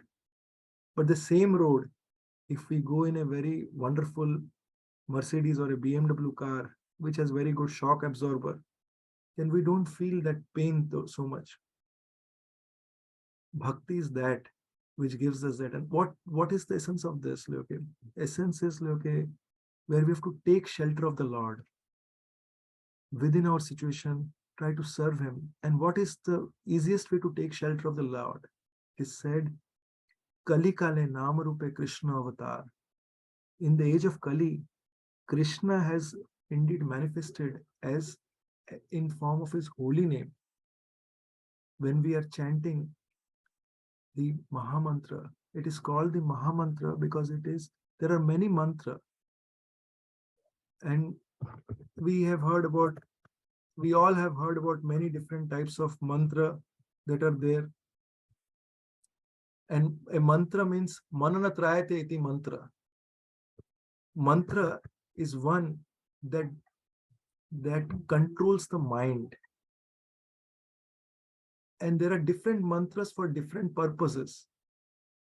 But in this age of Kali, there are different Upanishads and different Purans, different scriptures, Granthra Srimad Bhagavatam.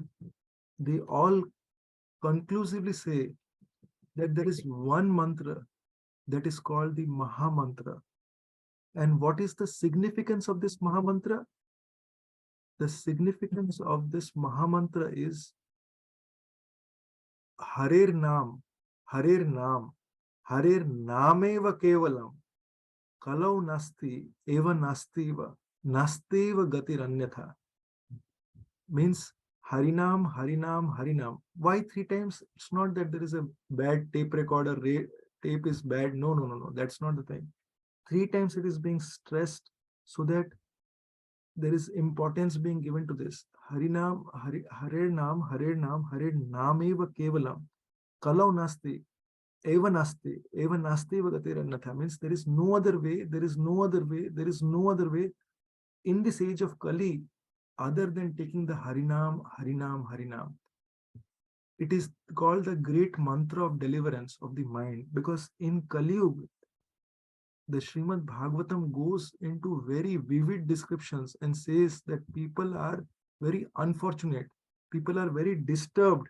Always, if you see, like, people are very, very disturbed.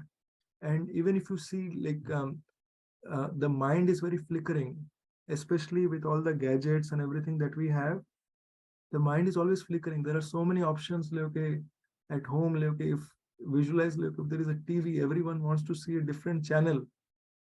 Okay, and you switch from one to another. I can still remember my childhood days. There was only Doordarshan, only one channel, and you put it on, and then there was one plain music that will come with things, that Doordarshan logo coming up for a long time. But nowadays there are so many channels, so many options, but still, okay, I mean, if you see someone with a TV, okay, they're always scrolling because the mind is not happy. The mind is always trying to look for something for happiness, but we are looking at the wrong place. Unless and until we focus in something deeper, we may lose the time that we have. Why I thought like, okay, of sharing these ones like, okay, that my wife, she had a very high desire like, okay, she wanted to come out and share this. Somehow she uh, time she was um, as time permitted, she would share these realizations. And as a service to her, I thought of sharing this one. There is something called, we have heard, okay, where we stay, that place is called Bhavan. Bhavan. Okay. In that Bhavan, like earlier, people used to have the names of their houses as some Bhavan. Okay. Sukh Bhavan, oh, whatever. Like, okay. So there is a particular reason for this Bhavan. Bhavan is, if you break this, it is Bha and Van. Bha stands for Bhagwan. Okay. And and Van we know is forest. So for that house where Bhagwan is not in the center, if Bha is missing, then what does it become? One. And we all know who stays in one. It's animals. And what do animals do? They fight amongst each other. Okay, so there is always quarrel at every step. Like, okay, no one is happy, no one is peaceful. And we are thinking that, okay, maybe some material demands will bring happiness. Maybe this thing will bring happiness. Maybe a new TV will bring. Maybe a new car will bring. That's not what it is. Every material problem has a spiritual solution. I'll come to the final end of this. When my wife was at a state to leave her body, how she left her body, it was it was such that she, I want to share two things actually. Um, so before leaving her body, like, okay, um, when she was when her body was deteriorating, that is from the month of November, she had a big desire to get initiated. Initiated means to get diksha, and that she has been aspiring like, okay, for since 2020 to get diksha from His Holiness Radhanath Swami, because she felt very grateful to Maharaj, and her body was deteriorating, and she wanted, but she still wanted to get diksha.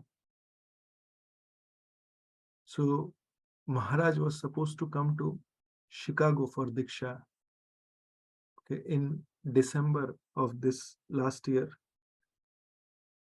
and then somehow before 2 days, it so happened that everything changed, and he decided to come to a place which is 7 minutes from our house.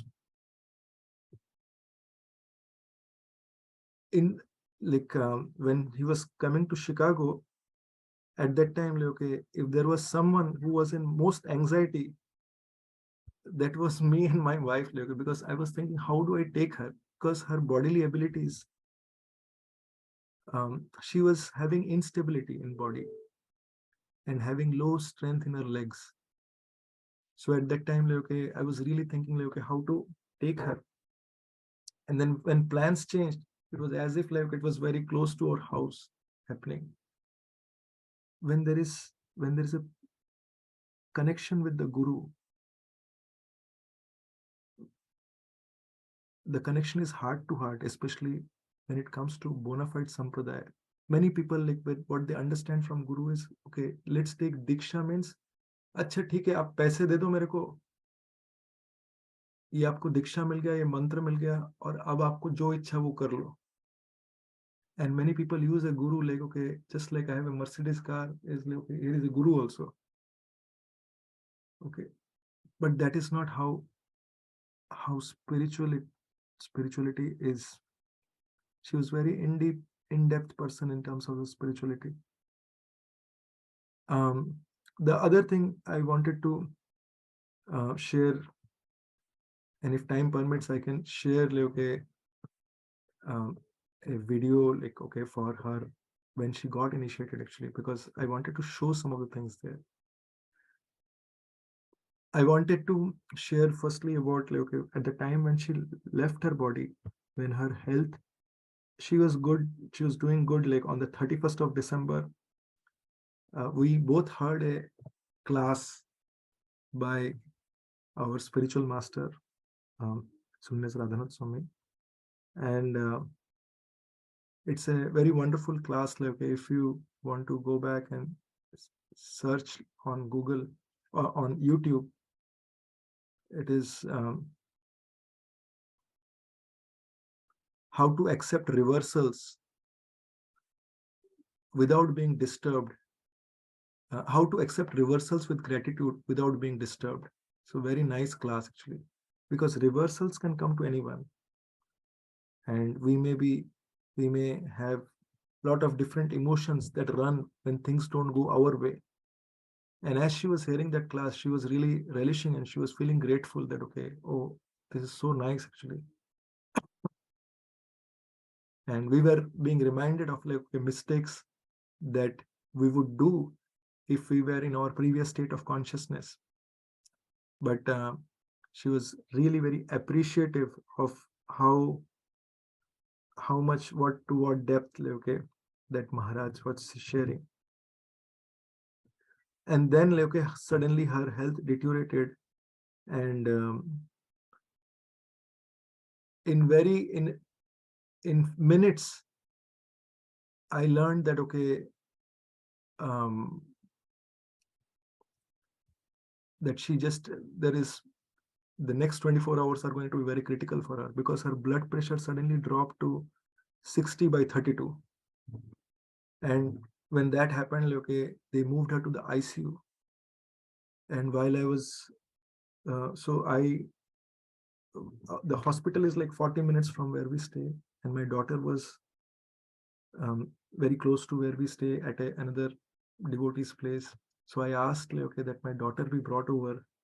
She, and so devotees were bringing her, and I was trying to talk to the doctors to try to see if she can be flown to a different hospital. So at that point of time, like, okay, from the ICU, I was told that, okay, her condition has deteriorated so badly that she has, even taking her to a helicopter, she may not even survive that much. So we are looking minute by minute.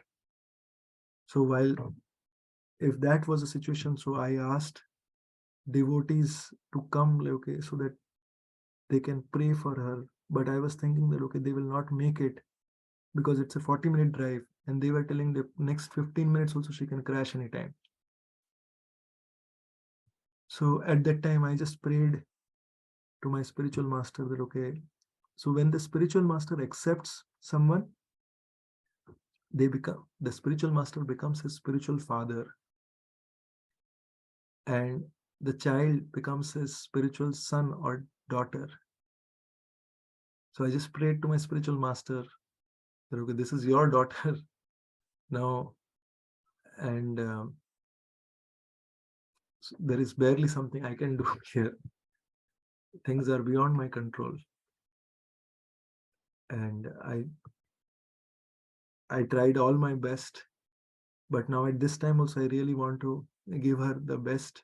And if there are devotees who can come and pray over here, that would be very nice. They were not allowing us.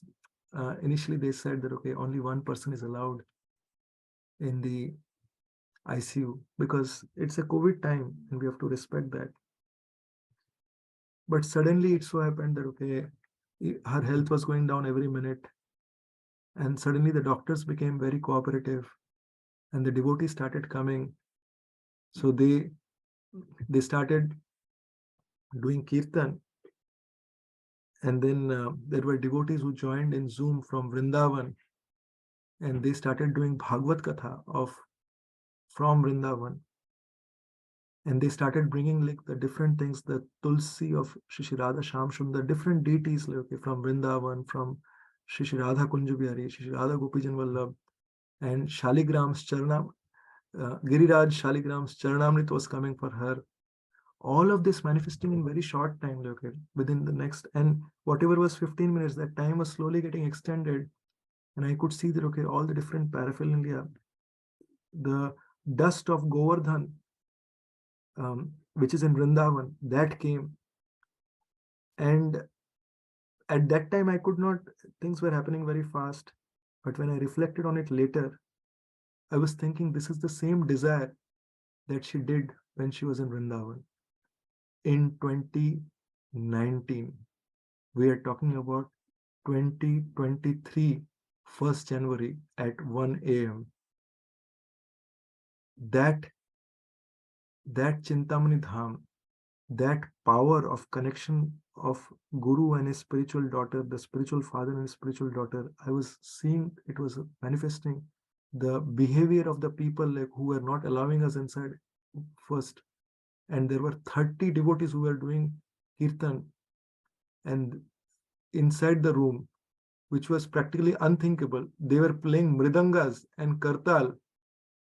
Okay, and there were like, okay, Srila Prabhupada's disciples, two of Srila Prabhupada's disciples, Her Grace Malti Mataji and uh, and His Holiness Radha Govind Swami Maharaj, they joined, and it was a completely different environment. And during with all that, with all the different prayers in that situation, okay, she left her body. Why I'm trying to share this is like, okay, because some of the times like, okay, when when one makes a desire,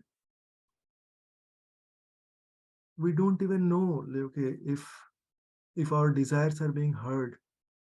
But Krishna is so personal. To be very honest, I did not think that okay, she will be able to survive in 15 minutes also. But she was good for almost about 2.5 hours with that kind of low blood pressure. And they said that okay, I mean the doctor said that okay, I don't think like she'll be able to carry on for another 15-20 minutes. She was there for 2.5 hours, and all of these things, different type of paraphernalia that came in, okay, I was amazed. In fact, there is a garland. I'll tell you, like, okay, when we were in Vrindavan, she would pray to the Radharani of Shishi Radha Shamsundar at ISKCON Vrindavan, and her name, and she would always, her, if she has to go, she will pray to everyone, but her main prayer will be to Radharani. Okay, that that you shower your mercy upon me. And somehow, like, okay, in every situation, she will accept that okay, this is all happening by Radharani's mercy.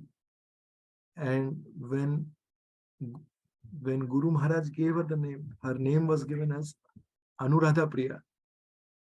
Anuradha Priya, Anuradha is the name of Radharani, and Anuradha Priya means one who is dear to Radharani. So, and Devi Dasit, so the servant of the one who is dear to Radharani. So, so with that reflection, like, okay, I want to conclude this. If anyone has any comments or any question, like, okay, we can take it at this point. Like, okay, I am very sorry, like, okay, for taking so much time of yours, but I'm very grateful as well, like, okay, that you are all here. And I know that okay, at this point of time, those who are still hearing, like, okay, I know that okay, you definitely care about us. Um, so very grateful to all of you. If you have any comments or any suggestion or anything, you can share. There are, I had lot more deeper things to share, but then obviously we ran out of time. Like, okay, so uh, but if there is anything like okay that if you have any questions or comments, please do let me know. You can raise your hand. Also, if there is nothing, then in that case we can end here.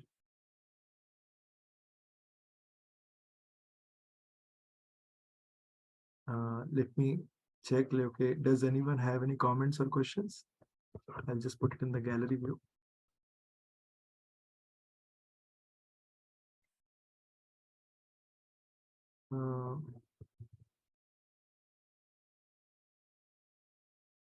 Okay, so I'm not seeing any hands. Or if anyone wants to add anything, you can add at this point.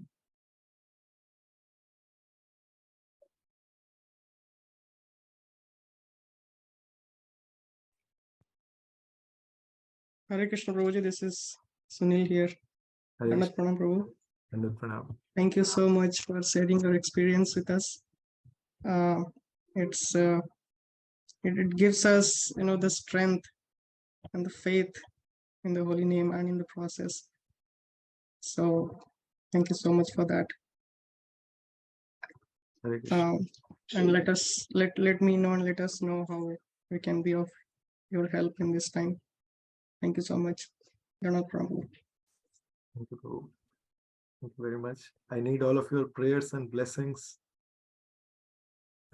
because I shared about the journey of the past, but the journey of the future will also have challenges, and obviously, okay, the prayers and the blessings of such wonderful souls will be definitely helpful. And as we move along, okay, I think as required, okay, I will share okay, more realizations in the future as well. Jai Shri Krishna, Anu. Jai Shri Krishna. In fact, your sharing this discussion today has given us immense peace to our mind. When we heard about this news on 1st of January, myself and my wife were very upset about it. We are emotionally disturbed. But today, I think you have changed our outlook to the life. And God has already blessed you. Hare Krishna. Hare Krishna. Thank you, Uncle, for sharing.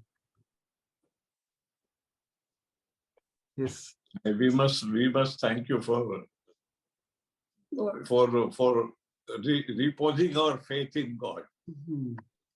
Hare Krishna.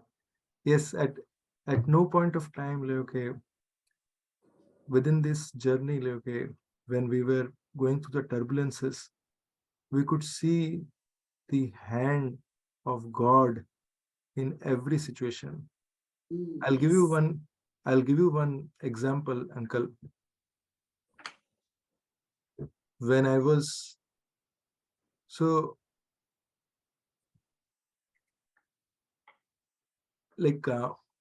in a building, there are different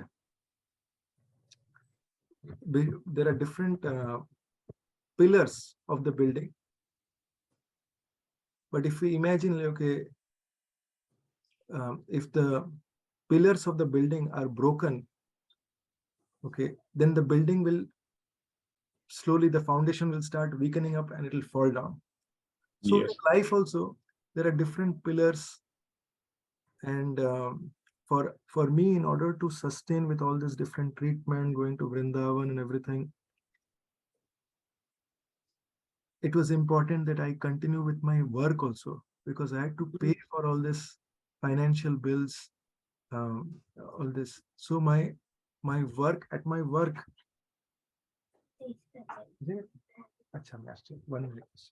so at work, I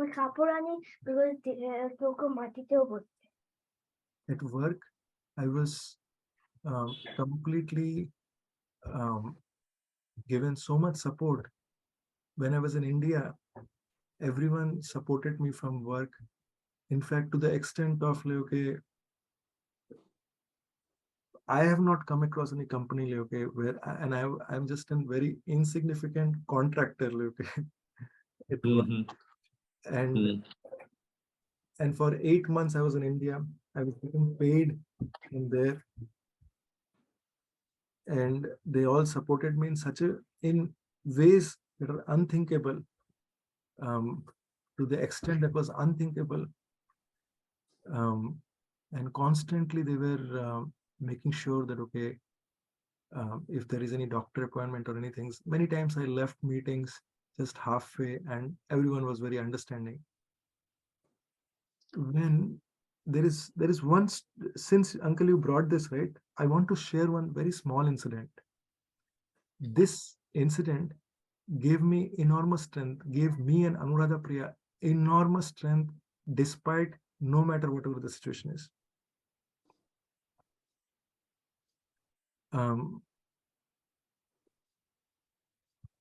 In the meantime, okay, yes. So Shoma Mataji is saying that, okay. Yeah, Chopan ke beech mein bol. এখানটা নেই, ওখানটা আছে। ও ওগুলো নিয়ে যা।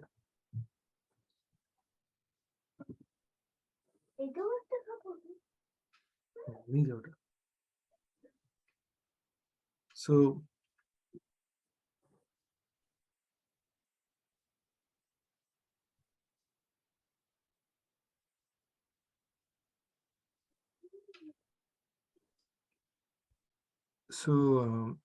I want to share this incident first and then I'll come back to that. So there was one, there is a pujari who used to pray by the banks of river Ganga, a pure devotee of the Lord, who had such immense faith and he would directly interact with Lord. He was a pujari of Shaligram Shila. For those who do not know Shaligram Shila, Shaligram is the self-manifested form of Krishna, and he would directly worship. One day it so happened that 9 different people with sticks in their hand, they came and they started saying, Maro, Maro, Maro, and they started beating this person. So when they were beating this person so badly, at that time, this person said, okay, can I get just 1 minute to make my last prayer? So this person said, and after that you can beat me. So they said, okay, do it. They agreed, okay, anyway, he has to do it for 1 minute only. He can give his last wish. So he went deep inside his meditation to Shaligram and he spoke to Krishna. He had that ability where he could talk to Krishna. So he said, Lord, please tell me, why am I suffering like this? As far as I remember, I have not committed any sin in this life. Why am I going through all these things? And then Shaligram, that is Krishna, replied that, oh my dear son, you are right. You have not done any sin in this life. But if you look at the past, in your past lives, as per your past lives, you have got a lot purified, but there is little thing left. And based on whatever is left out, in next 9 lifetimes, you were supposed to be beaten by one person and killed in that life. So out of my causeless mercy, what I have done is I have compressed this in such a way that 9 people come and they beat you, and then your complete karma is cancelled there.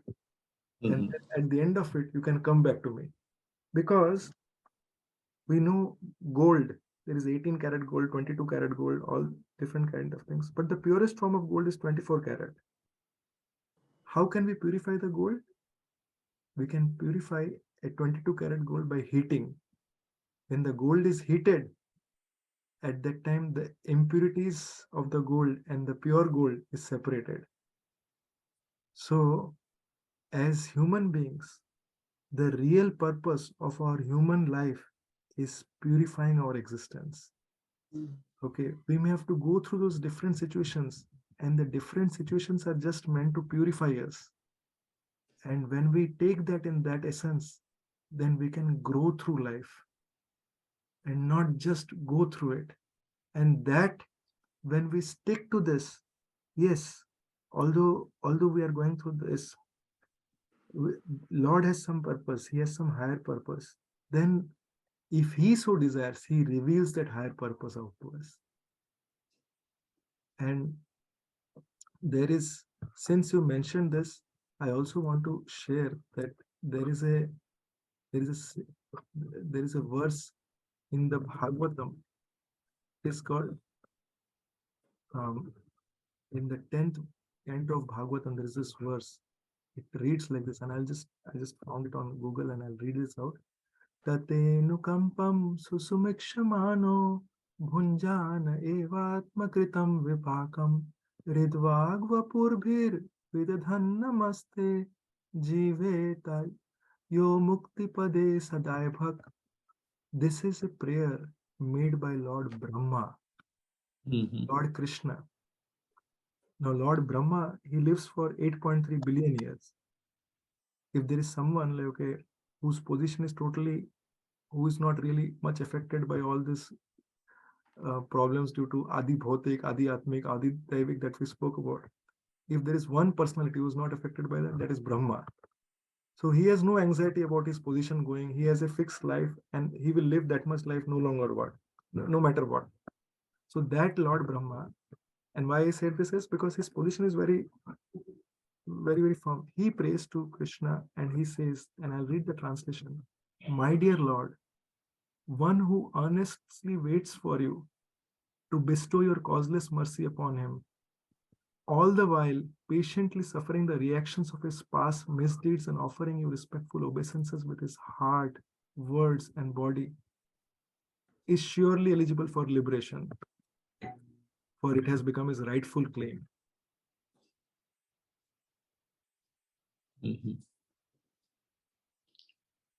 It is just like we know about credit card and debit card.